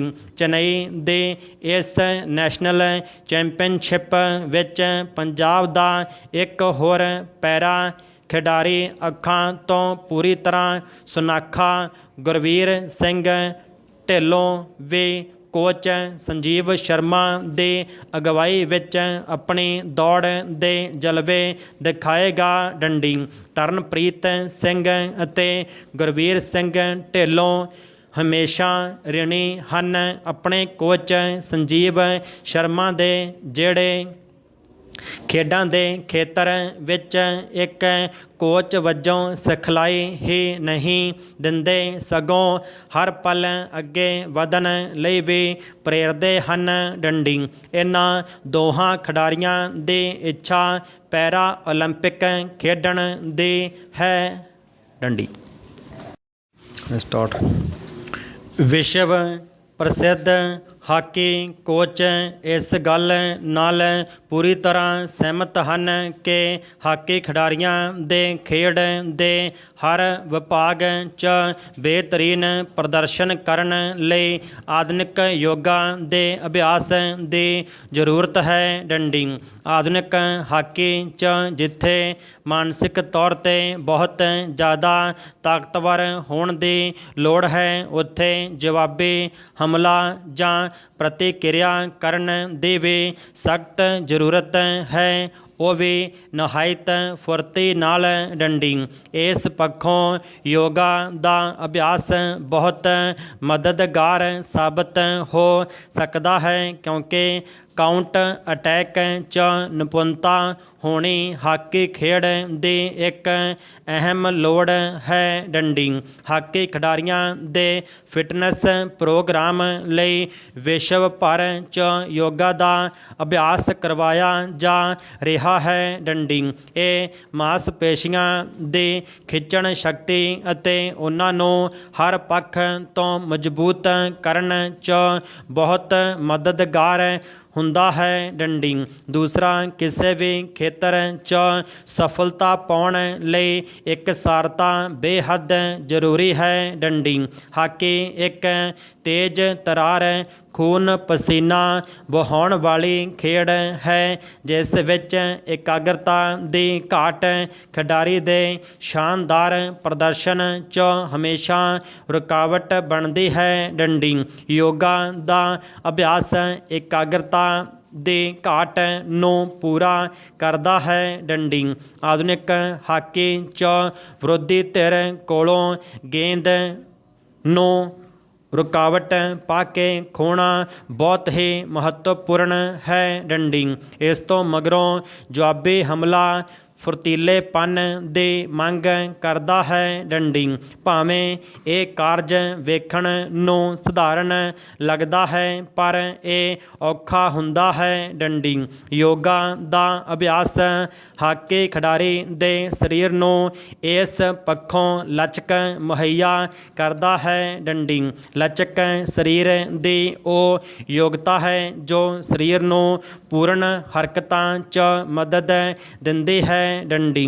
ਇਸ ਪੱਖੋਂ ਯੋਗਾ ਦਾ ਮਾਧਿਅਮ ਲਚਕਤਾ ਨੂੰ ਬਹੁਤ ਵਧਾਉਂਦਾ ਹੈ ਡੰਡੀ। ਹਾਕੀ ਤੇਜ਼ ਗਤੀ ਦੀ ਖੇਡ ਹੈ ਜਿਸ 'ਚ ਖਿਡਾਰੀ ਨੂੰ ਬਹੁਤ ਦੌੜਨਾ ਪੈਂਦਾ ਹੈ ਡੰਡੀ। ਇਸ ਲਈ ਉਸ ਨੂੰ ਜ਼ਿਆਦਾ ਦਮ ਖਮ ਦੀ ਜ਼ਰੂਰਤ ਹੈ ਡੰਡੀ। ਯੋਗਾ ਦਾ ਨਿਰੰਤਰ ਅਭਿਆਸ ਉਸ ਨੂੰ ਇਸ ਪੱਖੋਂ ਵੀ ਕਾਬਲ ਬਣਾਉਂਦਾ ਹੈ ਡੰਡੀ।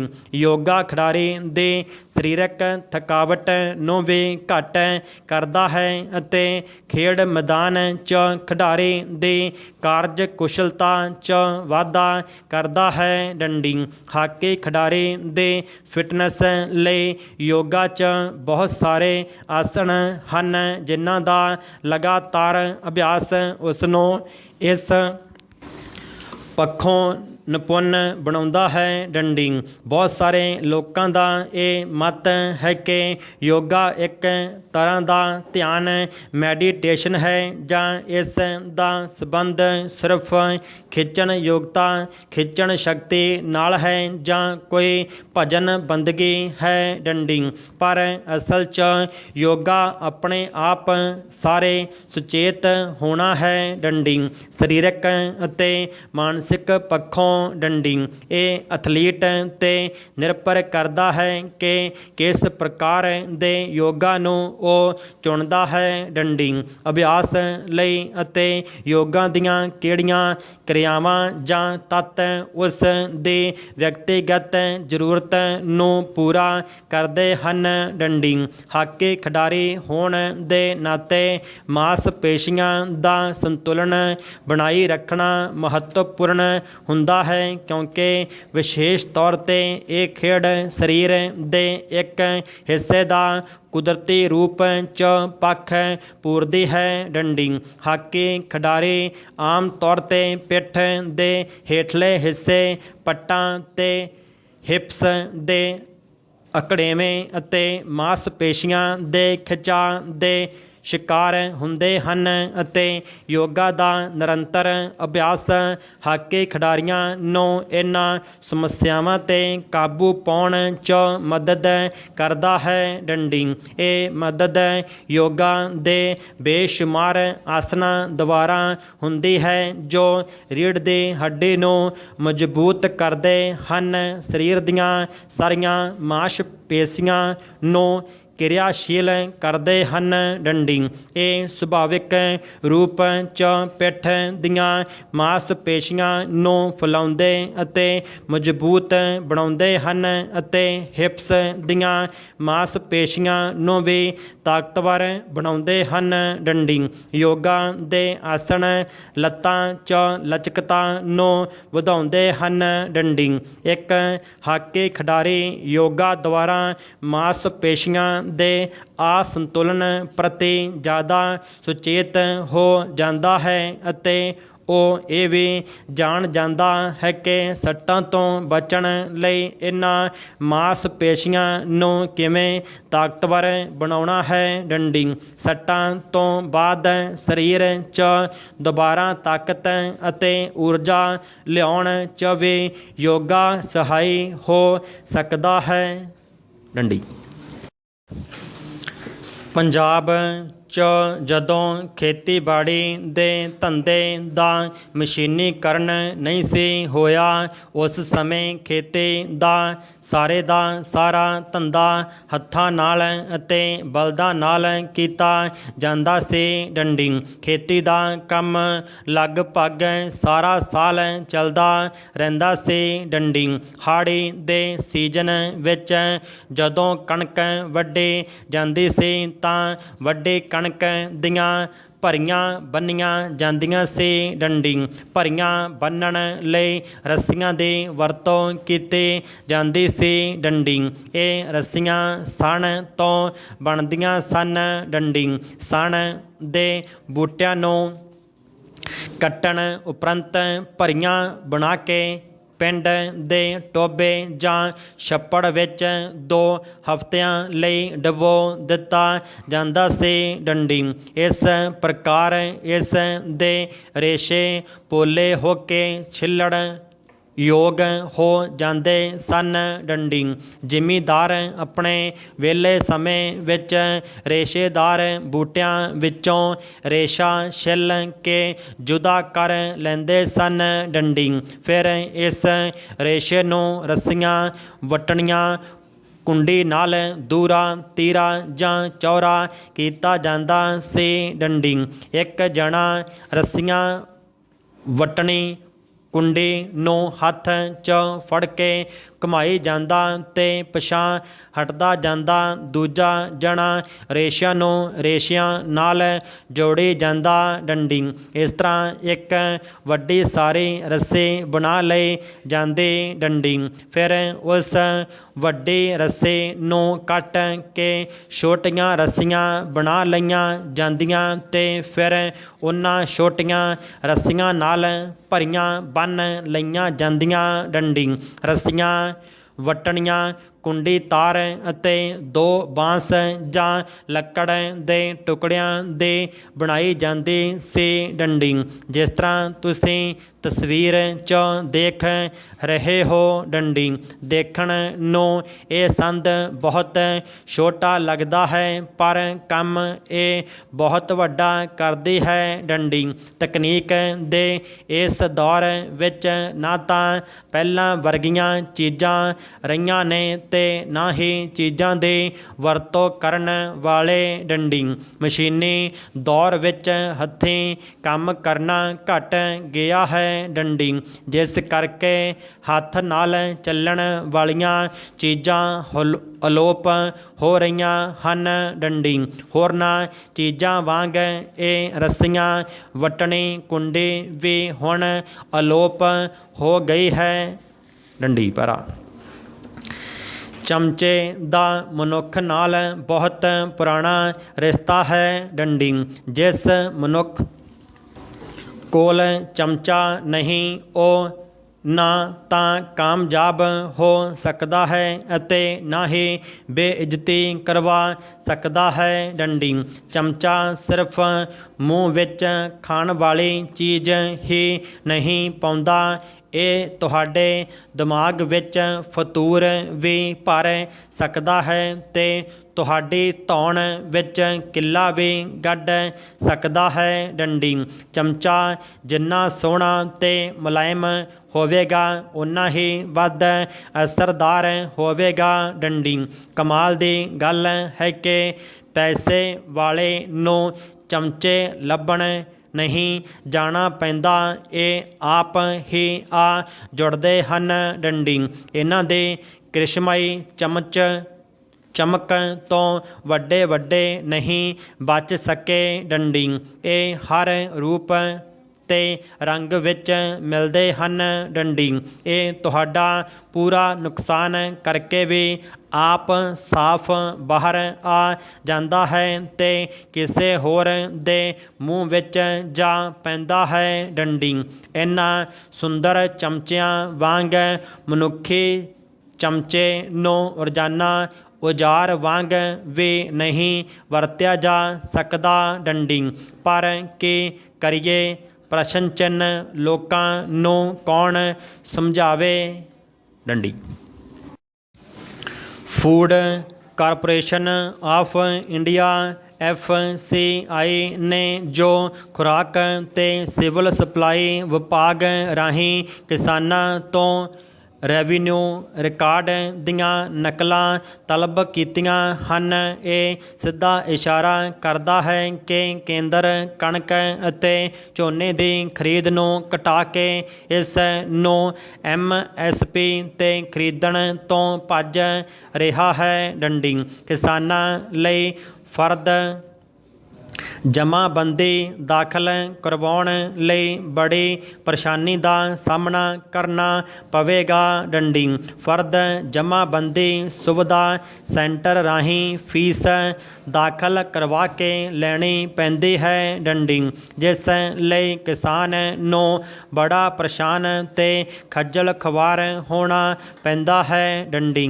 FCI ਦੇ ਇਸ ਕਦਮ ਨੇ ਕਿਸਾਨਾਂ ਜੋ 3 ਖੇਤੀ ਕਾਨੂੰਨਾਂ ਸੰਬੰਧੀ ਕੇਂਦਰ ਵਿਰੁੱਧ ਰੋਹ 'ਚ ਹਨ ਦੇ ਰੋਸ ਨੂੰ ਵਧਾ ਦਿੱਤਾ ਹੈ ਡੰਡੀ।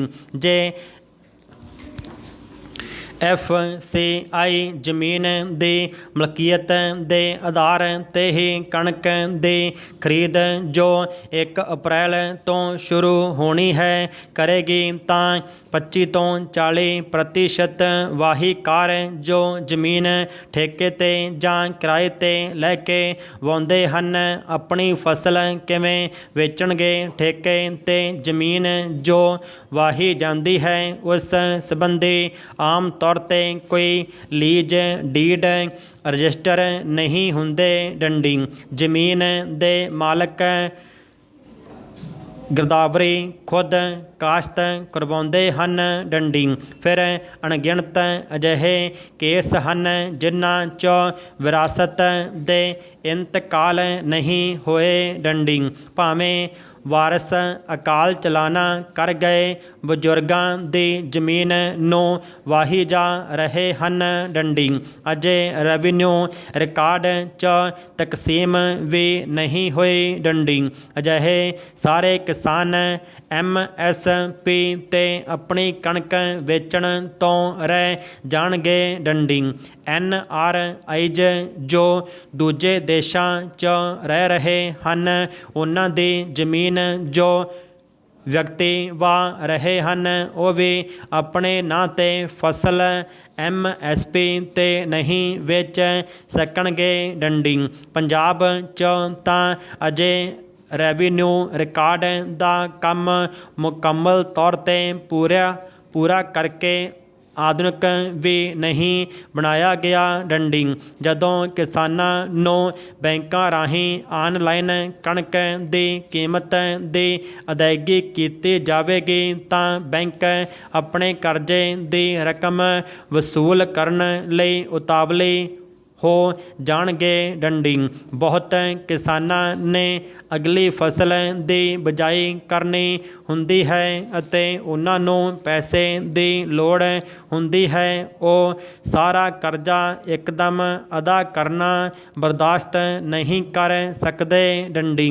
ਨਵੀਂ ਖਰੀਦ ਅਤੇ ਰਕਮ ਦੀ ਅਦਾਇਗੀ ਲਈ ਅਪਣਾਈ ਜਾ ਰਹੀ ਪ੍ਰਣਾਲੀ ਅਧੀਨ ਹੁਣ ਆੜ੍ਹਤੀਏ ਕਿਸਾਨਾਂ ਨੂੰ ਕਰਜ਼ਾ ਨਹੀਂ ਦੇਣਗੇ ਡੰਡੀ। ਛੋਟੇ ਤੇ ਦਰਮਿਆਨੇ ਕਿਸਾਨਾਂ ਲਈ ਤਾਂ ਆੜ੍ਹਤੀਆ ਬੜਾ ਮਦਦਗਾਰ ਰਿਹਾ ਹੈ ਅਤੇ ਉਹ ਦਹਾਕਿਆਂ ਤੋਂ ਉਹਨਾਂ ਦੀਆਂ ਲੋੜਾਂ ਪੂਰੀਆਂ ਕਰ ਰਿਹਾ ਹੈ ਡੰਡੀ। ਖੇਤੀ ਤੋਂ ਇਲਾਵਾ ਉਹ ਬਿਮਾਰੀ, ਸ਼ਾਦੀ ਜਾਂ ਹੋਰ ਘਰੇਲੂ ਖਰਚੇ ਲਈ ਵੀ ਲੋੜ ਪੈਣ 'ਤੇ ਕਰਜ਼ਾ ਦੇਣ ਤੋਂ ਗੁਰੇਜ਼ ਨਹੀਂ ਕਰਦਾ ਡੰਡੀ। ਜਿੱਥੇ ਕਿਸਾਨ ਨੂੰ ਬੈਂਕ ਤੋਂ ਕਰਜ਼ਾ ਲੈਣ ਲਈ ਕੇਸ ਮੁਕੰਮਲ ਕਰਵਾਉਣ 'ਚ ਬੜਾ ਸਮਾਂ ਲੱਗਦਾ ਹੈ, ਆੜ੍ਹਤੀਆ ਬਿਨਾਂ ਕਿਸੇ ਰਜਿਸਟਰੀ ਜਾਂ ਕਾਗਜ਼ਾਤ ਦੇ ਕਿਸਾਨਾਂ ਨੂੰ ਆਪਣੀ ਲੋੜ ਪੂਰੀ ਕਰਨ ਲਈ ਕਰਜ਼ੇ ਵਜੋਂ ਤੁਰੰਤ ਪੈਸਾ ਦੇ ਦਿੰਦਾ ਹੈ। ਡੰਡੀ ਭਰੋਸੇਯੋਗ ਸੂਤਰਾਂ ਦਾ ਇਹ ਵੀ ਕਹਿਣਾ ਹੈ ਕਿ FCI ਰਾਜ ਦੇ ਔਸਤ ਪ੍ਰਤੀ ਏਕੜ ਝਾੜ ਦੇ ਆਧਾਰ 'ਤੇ ਕਣਕ ਜਾਂ ਝੋਨਾ ਲਾਏਗੀ। ਡੰਡੀ ਪੰਜਾਬ ਦਾ ਔਸਤ ਝਾੜ 20 ਕੁਇੰਟਲ ਪ੍ਰਤੀ ਏਕੜ ਹੈ। ਡੰਡੀ ਰਾਜ ਸਰਕਾਰ ਅਤੇ ICAR ਭਾਰਤੀ ਖੇਤੀ ਖੋਜ ਸੰਸਥਾਨ ਤੋਂ ਸਨਮਾਨਿਤ ਇਨੋਵੇਟਿਵ ਕਿਸਾਨ ਜਗਮੋਹਨ ਸਿੰਘ ਕਾਲੇਕੇ ਅਤੇ PAU ਦੇ ਸਨਮਾਨਿਤ ਬਲਬੀਰ ਸਿੰਘ ਜੜੀਆ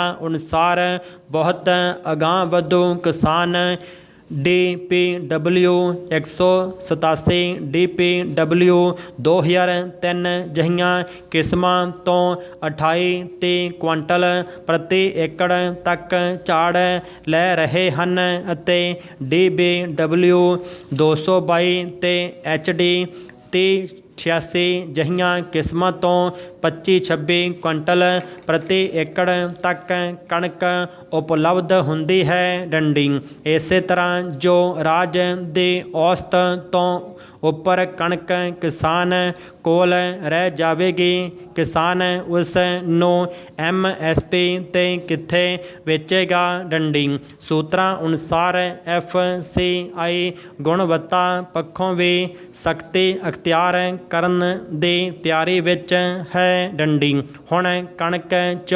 14% ਤੱਕ ਨਮੀ ਵਾਲੀ ਕਣਕ FCI ਤੇ ਦੂਜੀਆਂ ਏਜੰਸੀਆਂ ਵੱਲੋਂ ਖਰੀਦ ਕੀਤੀ ਜਾਂਦੀ ਹੈ। ਡੰਡੀ FCI ਵੱਲੋਂ ਇਸ ਨੂੰ 12% ਕੀਤਾ ਜਾ ਰਿਹਾ ਹੈ। ਡੰਡੀ ਬਰੋਕਨ ਤੇ ਸੁੰਗੜੇ ਦਾਣੇ ਜੋ ਇਸ ਵੇਲੇ 6% ਤੱਕ ਲਵੇ ਜਾ ਰਹੇ ਹਨ, ਉਹਨਾਂ ਨੂੰ 4% ਕੀਤਾ ਜਾ ਰਿਹਾ ਹੈ। ਡੰਡੀ ਡੈਮੇਜ ਦਾਣਿਆਂ ਵਾਲੀ ਕਣਕ ਦੀ ਹੋਂਦ 4% ਤੋਂ 2% ਕੀਤੀ ਜਾ ਰਹੀ ਹੈ। ਡੰਡੀ ਇਸ ਵੇਲੇ 2% ਤੱਕ ਦਾਣੇ ਕਣਕ ਵਿੱਚ ਦੂਜੀਆਂ ਫਸਲਾਂ ਦੇ ਸਕਦੇ ਹਨ। ਡੰਡੀ ਹੁਣ FCI ਵੱਲੋਂ ਕੋਈ ਅਜਿਹੀ ਕਣਕ ਨਹੀਂ ਖਰੀਦੀ ਜਾਵੇਗੀ ਜਿਸ ਵਿੱਚ ਦੂਜੇ ਅਨਾਜ ਦਾ ਕੋਈ ਦਾਣਾ ਹੋਵੇ। ਡੰਡੀ ਫਿਰ ਕੋਈ ਅਜਿਹੀ ਕਣਕ ਹੁਣ ਨਹੀਂ ਖਰੀਦੀ ਜਾਵੇਗੀ ਜਿਸ ਨੂੰ ਖਪਰਾ, ਸੁਸਰੀ, ਢੋਰਾ ਆਦਿ ਲੱਗਿਆ ਹੋਵੇ। ਡੰਡੀ ਕਣਕ ਵਿੱਚ ਕਿਸੇ ਕਿਸਮ ਦਾ ਕੋਈ ਕੀੜਾ ਨਹੀਂ ਹੋਣਾ ਚਾਹੀਦਾ। ਡੰਡੀ ਭਰਾ ਕਿਸਾਨ ਆਗੂਆਂ ਦਾ ਕਹਿਣਾ ਹੈ ਕਿ ਕੇਂਦਰ ਵੱਲੋਂ ਕਣਕ ਝੋਨੇ ਦੀ ਖਰੀਦ ਲਈ ਅਜਿਹੇ ਫੈਸਲੇ ਇਸ ਲਈ ਕੀਤੇ ਜਾ ਰਹੇ ਹਨ ਕਿਉਂਕਿ ਰਾਜ ਦੇ ਕਿਸਾਨ 3 ਕਾਲੇ ਖੇਤੀ ਕਾਨੂੰਨਾਂ ਦਾ ਵਿਰੋਧ ਕਰ ਰਹੇ ਹਨ ਅਤੇ ਧਰਨਿਆਂ 'ਤੇ ਬੈਠੇ ਹਨ। ਡੰਡੀ ਇਹ ਫੈਸਲੇ ਇਸ ਗੱਲ ਨੂੰ ਜ਼ਾਹਰ ਕਰਦੇ ਹਨ ਕਿ FCI ਰਾਹੀਂ ਕੇਂਦਰ MSP 'ਤੇ ਝੋਨਾ ਕਣਕ 'ਤੇ ਖਰੀਦ ਤੁਰੰਤ ਘਟਾਉਣਾ ਚਾਹੁੰਦਾ ਹੈ ਅਤੇ ਅੰਤ ਵਿੱਚ ਹੋ ਸਕਦਾ ਹੈ ਕਿ ਇਸ ਨੂੰ ਖਤਮ ਕਰਨ ਵੱਲ ਕਦਮ ਵਧਾਇਆ ਜਾਵੇ। ਡੰਡੀ ਕਿਸਾਨਾਂ ਵਿੱਚ ਸਖਤ ਗੁੱਸੇ ਦੀ ਲਹਿਰ ਦੌੜ ਰਹੀ ਹੈ। ਡੰਡੀ ਪੰਜਾਬ ਯੰਗ ਫਾਰਮਰਜ਼ ਐਸੋਸੀਏਸ਼ਨ ਦੇ ਮੀਤ ਪ੍ਰਧਾਨ ਬਲਿਸਟਰ ਸਿੰਘ ਮਾਨ ਕਹਿੰਦੇ ਹਨ ਕਿ FCI ਤੇ ਕੇਂਦਰ ਨੂੰ ਇਸ ਵੇਲੇ ਅਜਿਹੇ ਸਖਤ ਫੈਸਲੇ ਲਾਗੂ ਨਹੀਂ ਕਰਨੇ ਚਾਹੀਦੇ ਕਿਉਂਕਿ ਇਹਨਾਂ ਨਾਲ ਕਿਸਾਨਾਂ ਵਿੱਚ ਗੁੱਸਾ ਵਧੇਗਾ। ਡੰਡੀ ਮਾਨ ਨੇ ਪੰਜਾਬ ਸਰਕਾਰ ਨੂੰ ਅਪੀਲ ਕੀਤੀ ਹੈ ਕਿ ਕੇਂਦਰ ਸਰਕਾਰ ਨਾਲ ਇਸ ਮਾਮਲੇ ਨੂੰ ਲੈ ਕੇ FCI ਤੋਂ ਇਹ ਫੈਸਲੇ ਵਾਪਸ ਕਰਵਾਉਣ ਸੰਬੰਧੀ ਗੱਲਬਾਤ ਕਰੇ ਡੰਡੀ। ਕੈਪਟਨ ਅਮਰਿੰਦਰ ਸਿੰਘ ਮੁੱਖ ਮੰਤਰੀ ਪੰਜਾਬ ਦੇ ਮੁੱਖ ਪ੍ਰਮੁੱਖ ਸਕੱਤਰ ਸ਼੍ਰੀ ਸੁਰੇਸ਼ ਕੁਮਾਰ ਨੇ ਕਿਹਾ ਕਿ ਰਾਜ ਸਰਕਾਰ ਇਹ ਮਾਮਲਾ ਸੁਲਝਾਉਣ ਲਈ ਪੂਰਾ ਉਪਰਾਲਾ ਕਰ ਰਹੀ ਹੈ। ਡੰਡੀ। ਬਹੁਤ ਪੁਰਾਣੀ ਅਤੇ ਸੱਚੀ ਕਹਾਵਤ ਹੈ ਕਿ ਜਦ ਸਾਡੇ ਕੋਲ ਕਿਸੇ ਚੀਜ਼ ਦੀ ਬਹੁਤਾਤ ਹੁੰਦੀ ਹੈ ਤਾਂ ਸਾਡੇ ਲਈ ਉਸ ਚੀਜ਼ ਦੀ ਕਦਰ ਅਤੇ ਕੀਮਤ ਘਟ ਜਾਂਦੀ ਹੈ ਅਤੇ ਜਦ ਅਸੀਂ ਉਸ ਨੂੰ ਗਵਾ ਬੈਠਦੇ ਹਾਂ ਫਿਰ ਅਸੀਂ ਪਛਤਾਉਂਦੇ ਹਾਂ ਅਤੇ ਗਵਾਚਣ 'ਤੇ ਹੀ ਉਸ ਦੀ ਕਦਰ ਪਤਾ ਲੱਗਦੀ ਹੈ। ਡੰਡੀ। ਅੰਗਰੇਜ਼ੀ ਵਿੱਚ ਕਿਹਾ ਜਾਂਦਾ ਹੈ ਕਿ when the well is dry we know the worth of water, ਜਿਸ ਦਾ ਭਾਵ ਹੈ ਕਿ ਖੂਹ ਸੁੱਕਣ ਤੋਂ ਬਾਅਦ ਹੀ ਪਾਣੀ ਦੇ ਮੁੱਲ ਦਾ ਪਤਾ ਲੱਗਦਾ ਹੈ। ਡੰਡੀ। ਧਰਤੀ ਹੇਠਲੇ ਪਾਣੀ ਦੇ ਘਟ ਰਹੇ ਪੱਧਰ ਕਰਕੇ ਅਜਿਹੀ ਹਾਲਤ ਹੀ ਸਾਡੀ ਬਣੀ ਹੋਈ ਹੈ। ਡੰਡੀ। ਅਸੀਂ ਲਗਾਤਾਰ ਪਾਣੀ ਦੀ ਕਮੀ ਦਾ ਸਾਹਮਣਾ ਕਰ ਰਹੇ ਹਾਂ। ਪੀਣ ਲਈ, ਖੇਤੀ ਲਈ, ਸਨਅਤ ਲਈ ਅਤੇ ਸੈਨੀਟੇਸ਼ਨ ਲਈ। ਡੰਡੀ। ਅਸੀਂ ਰੋਜ਼ ਹੀ ਆਪਣੀ ਜ਼ਿੰਦਗੀ ਵਿੱਚ ਅਖਬਾਰਾਂ ਵਿੱਚ, ਟੈਲੀਵਿਜ਼ਨ ਉੱਤੇ, ਸੋਸ਼ਲ ਮੀਡੀਆ ਉੱਤੇ ਕੁਦਰਤੀ ਸਰੋਤਾਂ ਨੂੰ ਬਚਾਉਣ ਬਾਰੇ, ਸਾਂਭ ਕੇ ਰੱਖਣ ਬਾਰੇ ਗੱਲਾਂ ਸੁਣਦੇ ਹਾਂ। ਡੰਡੀ। ਮਾਹਿਰਾਂ ਅਨੁਸਾਰ 2030 ਤੱਕ ਪੂਰੀ ਦੁਨੀਆ ਵਿੱਚ ਪਾਣੀ ਦੀ ਮੰਗ 40% ਤੱਕ ਵੱਧ ਜਾਵੇਗੀ ਅਤੇ ਤਕਰੀਬਨ 2 ਅਰਬ 80 ਕਰੋੜ ਲੋਕ ਜੋ ਵੱਖਰੇ ਵੱਖਰੇ ਦੇਸ਼ਾਂ ਵਿੱਚ ਰਹਿੰਦੇ ਹਨ ਪਾਣੀ ਦੀ ਘਾਟ ਦਾ ਸਾਹਮਣਾ ਕਰਨਗੇ। ਡੰਡੀ। 21ਵੀਂ ਸਦੀ ਵਿੱਚ ਵੀ ਦੇਸ਼ ਦੇ ਕਈ ਪ੍ਰਾਂਤਾਂ ਵਿੱਚ ਬਹੁਤੇ ਅਜਿਹੇ ਪਿੰਡ ਜਾਂ ਇਲਾਕੇ ਹਨ ਜਿੱਥੇ ਅਜੇ ਵੀ ਔਰਤਾਂ ਨੂੰ ਕਈ ਕਿਲੋਮੀਟਰ ਦੂਰ ਤੱਕ ਪਾਣੀ ਲੈਣ ਲਈ ਜਾਣਾ ਪੈਂਦਾ ਹੈ ਅਤੇ ਥੋੜ੍ਹੇ ਜਿਹੇ ਪਾਣੀ ਨੂੰ ਹੀ ਪੂਰੇ ਦਿਨ ਦੇ ਕੰਮਾਂ ਲਈ ਵਰਤਣਾ ਪੈਂਦਾ ਹੈ। ਡੰਡੀ। ਸਮਾਜ ਦੇ ਬਹੁਤੇ ਵਰਗਾਂ ਦੇ ਲੋਕਾਂ ਦਾ, ਖਾਸ ਕਰਕੇ ਔਰਤਾਂ ਦਾ ਇੱਕ ਆਮ ਸੁਭਾਅ ਬਣ ਗਿਆ ਹੈ ਕਿ ਪਾਣੀ ਦੀ ਸੰਭਾਲ ਨਾ ਹੋਣ ਦਾ ਸਾਰਾ ਜ਼ਿੰਮਾ ਸਰਕਾਰਾਂ ਜਾਂ ਪ੍ਰਸ਼ਾਸਨ ਦੇ ਸਿਰ 'ਤੇ ਮੜ੍ਹ ਦਿੱਤਾ ਜਾਂਦਾ ਹੈ। ਜਿਵੇਂ ਕਿ ਇੱਕ ਦੇਸ਼ ਦੇ ਨਾਗਰਿਕ ਹੋਣ ਦੇ ਨਾਤੇ ਸਾਡੀ ਆਪਣੀ ਕੁਦਰਤੀ ਸੋਮਿਆਂ ਵੱਲ ਕੋਈ ਵੀ ਜ਼ਿੰਮੇਵਾਰੀ ਨਹੀਂ। ਡੰਡੀ। ਇੱਕ ਨਾਰੀ ਜੇਕਰ ਮਨ ਵਿੱਚ ਕੁਝ ਠਾਣ ਲਵੇ ਜਾਂ ਕਿਸੇ ਵੀ ਕੰਮ ਨੂੰ ਕਰਨ ਦਾ ਬੀੜਾ ਚੁੱਕ ਲਵੇ ਤਾਂ ਉਹ ਜ਼ਰੂਰ ਉਸ ਨੂੰ ਪੂਰਾ ਕਰਨ ਵਿੱਚ ਕਾਮਯਾਬ ਹੁੰਦੀ ਹੈ। ਡੰਡੀ। ਸਾਨੂੰ ਸਾਰਿਆਂ ਨੂੰ ਇੱਕ ਗੱਲ ਸਮਝਣੀ ਚਾਹੀਦੀ ਹੈ ਕਿ ਪਾਣੀ ਨੂੰ ਬਚਾਉਣਾ ਬੇਹੱਦ ਜ਼ਰੂਰੀ ਹੈ। ਡੰਡੀ। ਹਰ ਕਿਸੇ ਦੀ ਛੋਟੀ ਛੋਟੀ ਕੋਸ਼ਿਸ਼ ਨਾਲ ਹੀ ਇਸ ਕੀਮਤੀ ਖਜ਼ਾਨੇ ਨੂੰ ਸਦਾ ਲਈ ਸਾਂਭ ਕੇ ਰੱਖਿਆ ਜਾ ਸਕਦਾ ਹੈ। ਡੰਡੀ।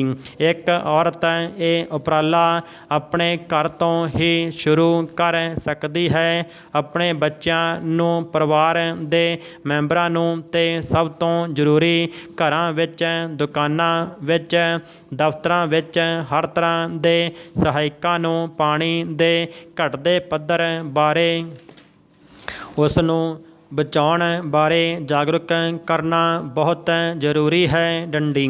ਅਕਸਰ ਵੇਖਣ ਵਿੱਚ ਆਉਂਦਾ ਹੈ ਕਿ ਭਾਵੇਂ ਰਸੋਈ ਦੇ ਸਹਾਇਕ, ਮਾਲੀ ਆਦਿ ਪਾਣੀ ਦੀ ਬੇਲੋੜੀ ਵਰਤੋਂ ਕਰਦੇ ਹਨ ਪਰ ਉਹਨਾਂ ਵਿੱਚ ਅਤੇ ਸਾਡੇ ਵਰਗੇ ਪੜ੍ਹੇ ਲਿਖੇ ਲੋਕਾਂ ਵਿੱਚ ਇੰਨਾ ਹੀ ਫਰਕ ਹੁੰਦਾ ਹੈ ਕਿ ਉਹ ਲੋਕ ਪਾਣੀ ਨੂੰ ਬਚਾਉਣ ਲਈ ਜਾਗਰੂਕ ਨਹੀਂ ਹਨ ਅਤੇ ਅਸੀਂ ਅਸੀਂ ਲੋਕ ਜਾਗਰੂਕ ਹੁੰਦੇ ਹੋਏ ਵੀ ਕੋਈ ਬਿਹਤਰੀ ਵੱਲ ਕਦਮ ਨਹੀਂ ਚੁੱਕਦੇ ਡੰਡੀ।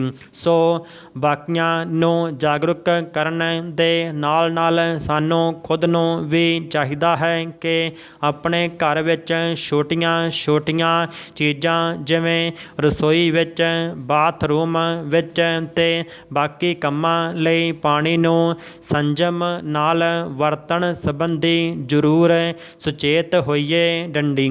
ਜੇਕਰ ਔਰਤ ਘਰ ਵਿੱਚ ਇਹ ਮਾਹੌਲ ਪੈਦਾ ਕਰਦੀ ਹੈ ਤਾਂ ਬੱਚੇ ਬਚਪਨ ਤੋਂ ਹੀ ਉਹੀ ਗੱਲਾਂ ਸਿੱਖਣਗੇ ਅਤੇ ਆਪਣੇ ਸਕੂਲ ਵਿੱਚ, ਪਾਰਕਾਂ ਵਿੱਚ ਹਰ ਤਾਂ ਉਹੀ ਇਸ ਸਿੱਖਿਆ ਨੂੰ ਲਾਗੂ ਕਰਨਗੇ ਡੰਡੀ।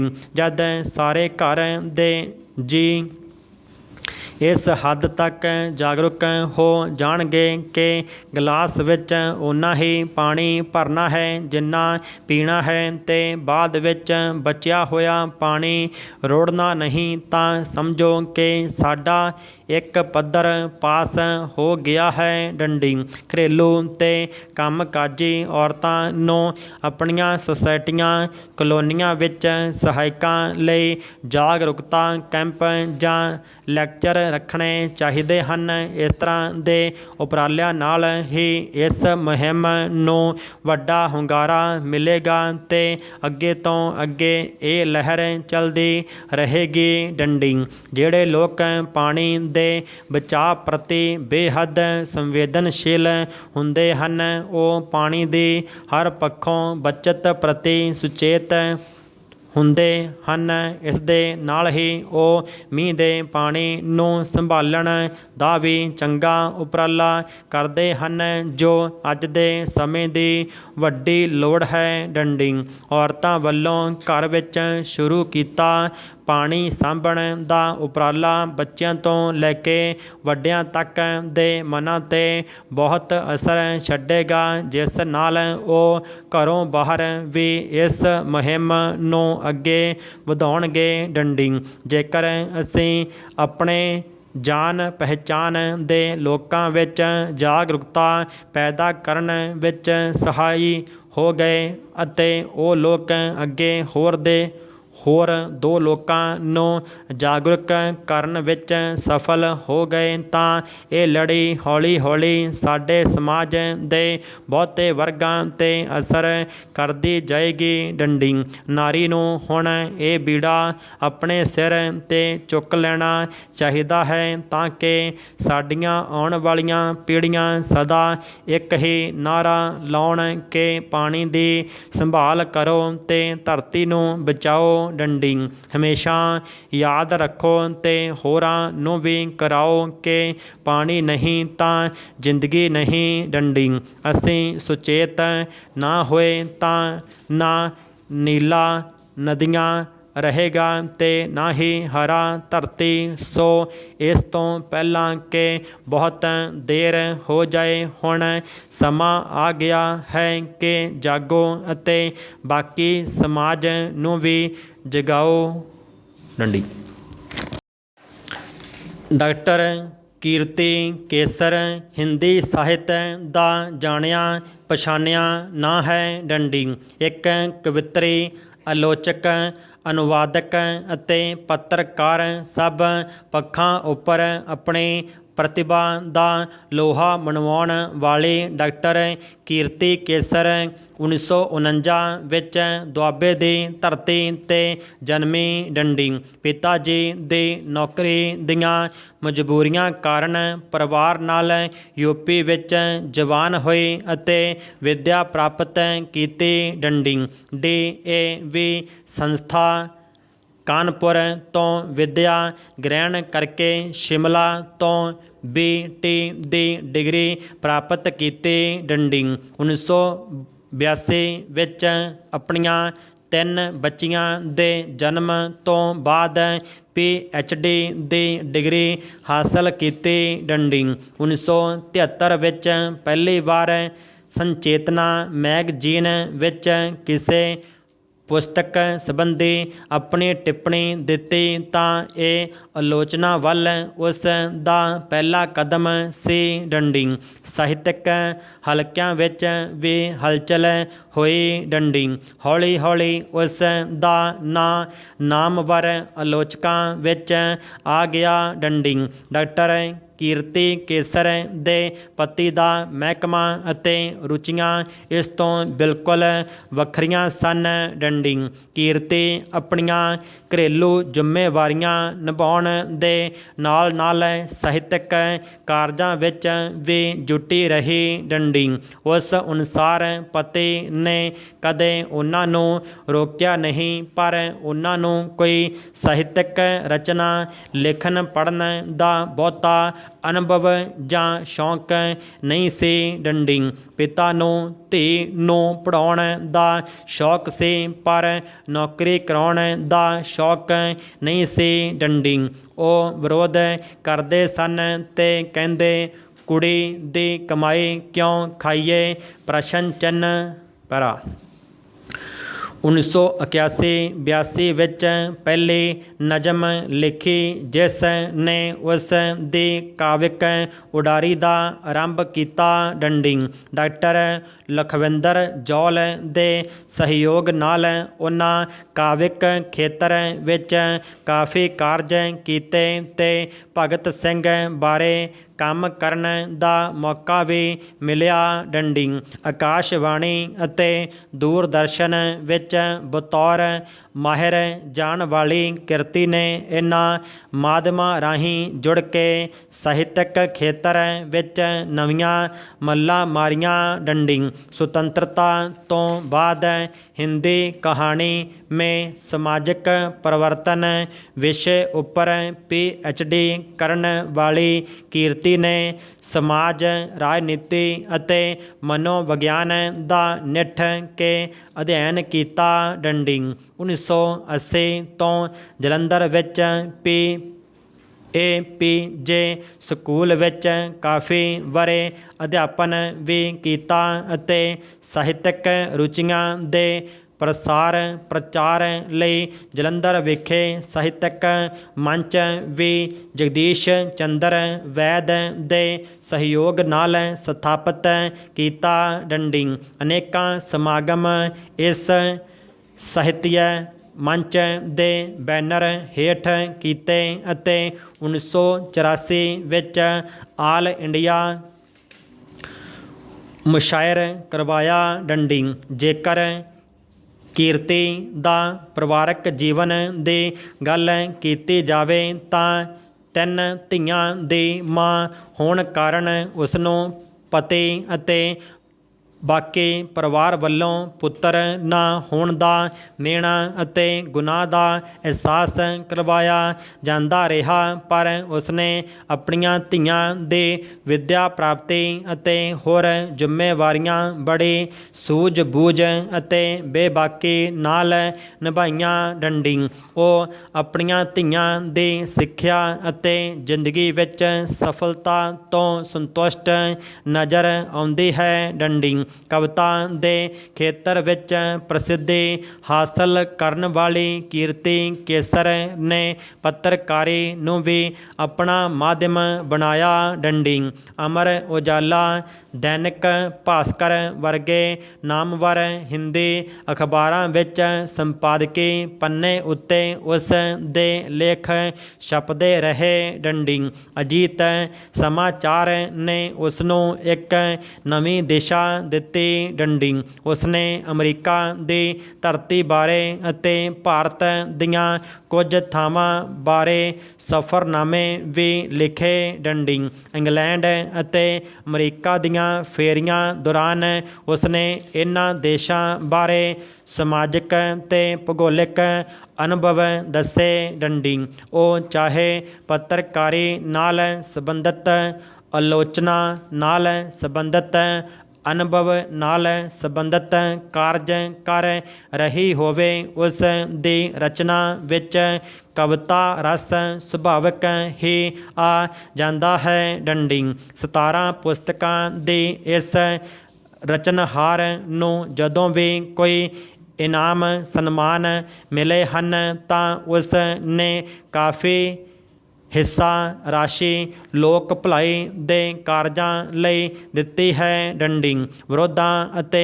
ਕਮੀਆਂ ਦੇ ਬਾਵਜੂਦ ਅੱਗੇ ਵਧਣ ਵਾਲੀ ਨਿਰੰਤਰ ਗਤੀਸ਼ੀਲ ਕੀਰਤੀ ਕੇਸਰ ਆਸ਼ਾਵਾਦੀ ਤੇ ਸੁਚਾਰੂ ਵਿਚਾਰਾਂ ਵਾਲੀ ਲੇਖਕਾ ਨੇ, ਜਿਸ ਨੇ ਇਨਕਲਾਬੀ ਕਵੀ ਭਾਸ਼ ਬਾਰੇ ਵੀ ਨਿੱਠ ਕੇ ਚਰਚਾ ਕੀਤੀ ਹੈ। ਡੰਡੀ ਉਸ ਨੇ ਮਾਰਕਸਵਾਦ, ਮਾਨਵ ਸ਼ਾਸਤਰ, ਬੁੱਧਇਜ਼ਮ, ਇਸਲਾਮ, ਹਿੰਦੂ ਗ੍ਰੰਥ ਸਭ ਦਾ ਅਧਿਐਨ ਡੂੰਘਾਈ ਨਾਲ ਕੀਤਾ ਹੈ। ਡੰਡੀ ਇਸੇ ਲਈ ਜ਼ਿੰਦਗੀ ਪ੍ਰਤੀ ਉਸਦਾ ਨਜ਼ਰੀਆ ਬੜਾ ਵਿਸ਼ਾਲ ਹੈ। ਡੰਡੀ ਉਸ ਦੀ ਧੀ ਜੋਤੀ ਉਸਨੂੰ ਇੱਕ ਮੋਹ ਮਮਤਾ ਭਰੀਆਂ ਬੇਬਾਕ ਨਿਧੜਕ ਸਮਾਜ ਸੇਵਕਾ, ਲੇਖਕਾ, ਨਾਰੀ ਸੁਤੰਤਰਤਾ ਅਤੇ ਨਾਰੀ ਸ਼ਕਤੀ ਦੀ ਮਿਸਾਲ ਮੰਨਦੀ ਹੈ। ਡੰਡੀ ਸੱਚਮੁੱਚ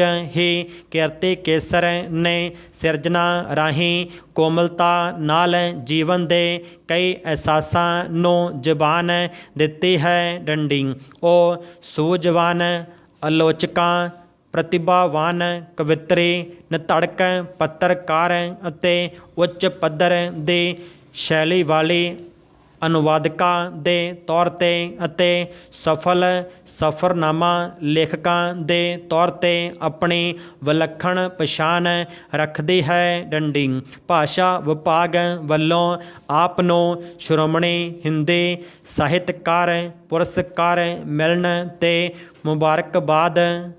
ਡੰਡੀ ਲਾਹੌਰ ਦੇ ਸੂਬੇਦਾਰ ਖਾਨ ਬਹਾਦਰ ਜ਼ਕਰੀਆ ਖਾਨ ਦੀ 1745 ਵਿੱਚ ਮੌਤ ਤੋਂ ਬਾਅਦ ਉਸ ਦੇ ਤਿੰਨੋਂ ਪੁੱਤਰ ਯਹੀਆ ਖਾਂ, ਸ਼ਾਹ ਨਵਾਜ਼ ਖਾਨ ਤੇ ਮੀਰ ਬਾਕੀ ਵਿੱਚ ਲਾਹੌਰ ਦੀ ਤਖਤ ਦੀ ਜੰਗ ਹੋਣੀ ਲਾਜ਼ਮੀ ਸੀ, ਪਰ ਤਿੰਨਾਂ ਵਿੱਚੋਂ ਮੀਰ ਬਾਕੀ ਸੰਤ ਸੁਭਾਅ ਦਾ ਹੋਣ ਕਰਕੇ ਲੜਾਈ ਦੋ ਭਰਾਵਾਂ ਵਿੱਚ ਹੀ ਹੋਈ। ਡੰਡੀ ਯਹੀਆ ਖਾਨ ਨੇ ਲਾਹੌਰ ਦੇ ਤਖਤ 'ਤੇ ਕਬਜ਼ਾ ਕਰ ਲਿਆ। ਡੰਡੀ ਸ਼ਾਹ ਨਵਾਜ਼ ਖਾਨ ਉਸ ਵੇਲੇ ਮੁਲਤਾਨ ਦਾ ਗਵਰਨਰ ਸੀ। ਡੰਡੀ ਉਸ ਨੇ ਆਪਣੀਆਂ ਫੌਜਾਂ ਸਮੇਤ ਲਾਹੌਰ ਨੂੰ ਘੇਰਾ ਪਾ ਲਿਆ। ਡੰਡੀ ਇਸ ਤੋਂ ਪਹਿਲਾਂ ਕਿ ਦੋਹਾਂ ਵਿੱਚ ਖੂਨੀ ਜੰਗ ਸ਼ੁਰੂ ਹੁੰਦੀ, ਦਿੱਲੀ ਦੇ ਵੱਡੇ ਵਜ਼ੀਰ ਕਮਰੁਦੀਨ ਮੀਰ ਇਤਿਆਸ਼ ਨੇ ਵੀ ਵਿੱਚ ਪੈ ਕੇ ਦੋਹਾਂ ਦੀ ਸੁਲ੍ਹਾ ਕਰਵਾ ਦਿੱਤੀ। ਡੰਡੀ ਬਾਪ ਦੀ ਜਾਇਦਾਦ ਤਿੰਨਾਂ ਭਰਾਵਾਂ ਵਿੱਚ ਬਰਾਬਰ ਵੰਡ ਦਿੱਤੀ ਤੇ ਲਾਹੌਰ ਦੀ ਸੂਬੇਦਾਰੀ ਦਿੱਲੀ ਦੇ ਬਾਦਸ਼ਾਹ 'ਤੇ ਸੁੱਟ ਦਿੱਤੀ। ਉਹ ਜਿਸ ਨੂੰ ਠੀਕ ਸਮਝੇ ਦੇ ਦੇਵੇ। ਡੰਡੀ ਕੁਮਰਦੀਨ ਮੀਰ ਇਤਿਆਸ਼ ਜਿੱਥੇ ਇਹਨਾਂ ਤਿੰਨਾਂ ਭਰਾਵਾਂ ਦਾ ਸਕਾ ਮਾਮਾ ਸੀ, ਉੱਥੇ ਉਹ ਯਹੀਆ ਖਾਨ ਦਾ ਸਹੁਰਾ ਵੀ ਸੀ। ਡੰਡੀ ਉਹ ਚਾਹੁੰਦਾ ਸੀ ਕਿ ਯਹੀਆ ਖਾਨ ਨੂੰ ਲਾਹੌਰ ਦੀ ਸੂਬੇਦਾਰੀ ਮਿਲੇ, ਪਰ ਦਿੱਲੀ ਦੇ ਬਾਦਸ਼ਾਹ ਨੇ ਹਾਂ ਨਾ ਕੀਤੀ। ਡੰਡੀ ਇੱਕ ਦਿਨ ਕਮਰੁਦੀਨ ਮੀਰ ਇਤਿਆਸ਼ ਨੇ ਭਰੇ ਦਰਬਾਰ ਵਿੱਚ ਦਿੱਲੀ ਦੇ ਬਾਦਸ਼ਾਹ ਤੋਂ ਮੰਗ ਕੀਤੀ ਕਿ ਮੈਂ ਚਾਹੁੰਦਾ ਹਾਂ ਕਿ ਲਾਹੌਰ ਦੀ ਸੂਬੇਦਾਰੀ ਮੈਨੂੰ ਦਿੱਤੀ ਜਾਵੇ। ਡੰਡੀ ਉਹ ਬਹੁਤ ਕਾਬਲ ਤੇ ਵਫਾਦਾਰ ਵਜ਼ੀਰ ਸੀ। ਡੰਡੀ ਇਸ ਕਰਕੇ ਦਿੱਲੀ ਦਾ ਬਾਦਸ਼ਾਹ ਉਸ ਨੂੰ ਨਾ ਕਰ ਸਕਿਆ ਤੇ ਲਾਹੌਰ ਦੀ ਸੂਬੇਦਾਰੀ ਉਸ ਦੇ ਨਾਂ ਲਿਖ ਦਿੱਤੀ। ਡੰਡੀ ਕਮਰੁਦੀਨ ਮੀਰ ਇਤਿਆਸ਼ ਲਾਹੌਰ ਦਾ ਸੂਬੇਦਾਰ ਬਣਿਆ। ਡੰਡੀ ਉਸ ਨੇ ਆਪਣੇ ਜਵਾਈ ਯਹੀਆ ਖਾਨ ਨੂੰ ਆਪਣਾ ਮੀਤ ਸੂਬੇਦਾਰ ਬਣਾ ਕੇ ਲਾਹੌਰ ਦੀ ਸੂਬੇਦਾਰੀ ਉਸ ਨੂੰ ਸੌਂਪ ਦਿੱਤੀ ਡੰਡੀ। ਇਸ ਕਰਕੇ ਯਹੀਆ ਖਾਨ ਲਾਹੌਰ ਦਾ ਸੂਬੇਦਾਰ ਬਣ ਗਿਆ ਡੰਡੀ ਭਰਾ। ਯਹੀਆ ਖਾਨ ਨੇ ਵਜ਼ੀਰ ਬਣਨ ਤੋਂ ਬਾਅਦ ਕਈ ਐਲਕਾਰ ਨਵੇਂ ਲਗਾਏ, ਜਿਨ੍ਹਾਂ ਵਿੱਚ ਲਖਪਤ ਰਾਏ ਨੂੰ ਉਸ ਨੇ ਆਪਣਾ ਮੁੱਖ ਵਜ਼ੀਰ ਨਿਯੁਕਤ ਕੀਤਾ ਡੰਡੀ। ਕੁਝ ਦੇਰ ਬਾਅਦ ਲਖਪਤ ਰਾਏ ਨੇ ਆਪਣਾ ਭਰਾ ਜਸਪਤ ਰਾਏ ਨੂੰ ਏਮਨਾਬਾਦ ਦਾ ਫੌਜਦਾਰ ਬਣਾ ਲਿਆ, ਜੋ ਸਿੱਖਾਂ ਨਾਲ ਹੋਈ ਇੱਕ ਲੜਾਈ ਵਿੱਚ, ਜਿਸ ਨੂੰ ਛੋਟਾ ਘੱਲੂਘਾਰਾ ਆਖਿਆ ਜਾਂਦਾ ਹੈ, ਮਾਰਿਆ ਗਿਆ ਡੰਡੀ। ਸਿੰਘ ਜਸਪਤ ਰਾਏ ਦਾ ਸਿਰ ਵੱਢ ਕੇ ਨਾਲ ਲੈ ਗਏ, ਜੋ ਬਾਅਦ ਵਿੱਚ ਲਖਪਤ ਰਾਏ ਦੇ ਗੁਰੂ ਜਗਤ ਭਗਤ ਰਾਏ ਨੇ ਸਿੰਘਾਂ ਕੋਲੋਂ ਵਾਪਸ ਲੈ ਕੇ ਜਸਪਤ ਰਾਏ ਦਾ ਸੰਸਕਾਰ ਕੀਤਾ ਡੰਡੀ। ਉਸ ਦਿਨ ਤੋਂ ਲਖਪਤ ਰਾਏ ਸਿੰਘਾਂ ਦਾ ਵੱਡਾ ਦੁਸ਼ਮਣ ਬਣ ਗਿਆ ਡੰਡੀ।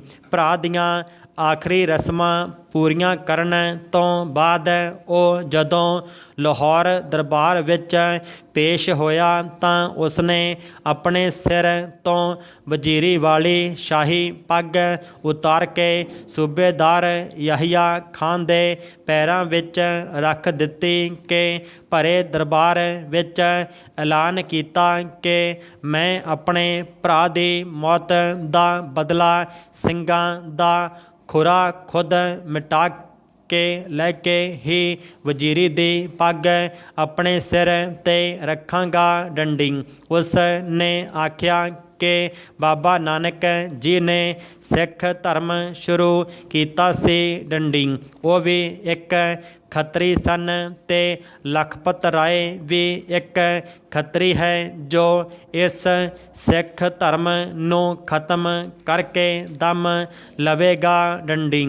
ਉਸ ਸਮੇਂ ਲਾਹੌਰ ਦਾ ਕੋਤਵਾਲ ਸਰਦਾਰ ਸੁਬੇਗ ਸਿੰਘ ਸੰਧੂ, ਜੋ ਲਾਗਲੇ ਪਿੰਡ ਜੰਬਰ ਦਾ ਰਹਿਣ ਵਾਲਾ ਸੀ ਡੰਡੀ, ਉਹ ਇੱਕ ਅੰਮ੍ਰਿਤਧਾਰੀ ਗੁਰਸਿੱਖ ਸੀ ਡੰਡੀ।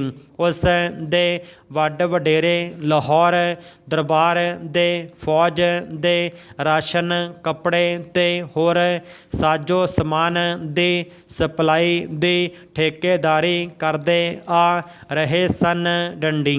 ਲਾਹੌਰ ਦਰਬਾਰ ਦੇ ਪੁਰਾਣੇ ਵਫਾਦਾਰ ਹੋਣ ਕਰਕੇ ਸੁਬੇਗ ਸਿੰਘ ਦੇ ਸੂਬੇਦਾਰ ਖਾਨ ਬਹਾਦਰ ਜ਼ਕਰੀਆ ਖਾਨ ਨਾਲ ਚੰਗੇ ਸੰਬੰਧ ਸਨ ਡੰਡੀ। ਇਸ ਕਰਕੇ ਖਾਨ ਨੇ ਸੁਬੇਗ ਸਿੰਘ ਨੂੰ ਲਾਹੌਰ ਦਾ ਕੋਤਵਾਲ ਨਿਯੁਕਤ ਕਰ ਦਿੱਤਾ ਸੀ ਡੰਡੀ। ਸੁਬੇਗ ਸਿੰਘ ਸੰਧੂ ਨੇ ਆਪਣੇ ਭਾਈਚਾਰੇ ਦੇ ਬਹੁਤ ਸਾਰੇ ਸਿੱਖਾਂ ਨੂੰ ਲਾਹੌਰ ਸ਼ਹਿਰ ਅਤੇ ਉਸ ਦੇ ਨਾਲ ਲੱਗਦੇ ਪਿੰਡਾਂ ਵਿੱਚ ਲਿਆ ਕੇ ਵਸਾ ਲਿਆ ਸੀ ਡੰਡੀ। ਇਹ ਉਹ ਲੋਕ ਸਨ ਜੋ ਪਾਕਿਸਤਾਨ ਬਣਨ ਤੋਂ ਬਾਅਦ ਲਾਹੌਰ ਤੋਂ ਉਜੜੇ ਅਤੇ ਭਾਰਤੀ ਪੰਜਾਬ ਦੇ ਜ਼ਿਲ੍ਹਾ ਅੰਮ੍ਰਿਤਸਰ ਅਤੇ ਫਿਰੋਜ਼ਪੁਰ ਵਿੱਚ ਵਸੇ ਅਤੇ ਇਹਨਾਂ ਨੂੰ ਅਜੇ ਤੱਕ ਲਾਹੌਰੀਏ ਕਿਹਾ ਜਾਂਦਾ ਹੈ ਡੰਡੀ।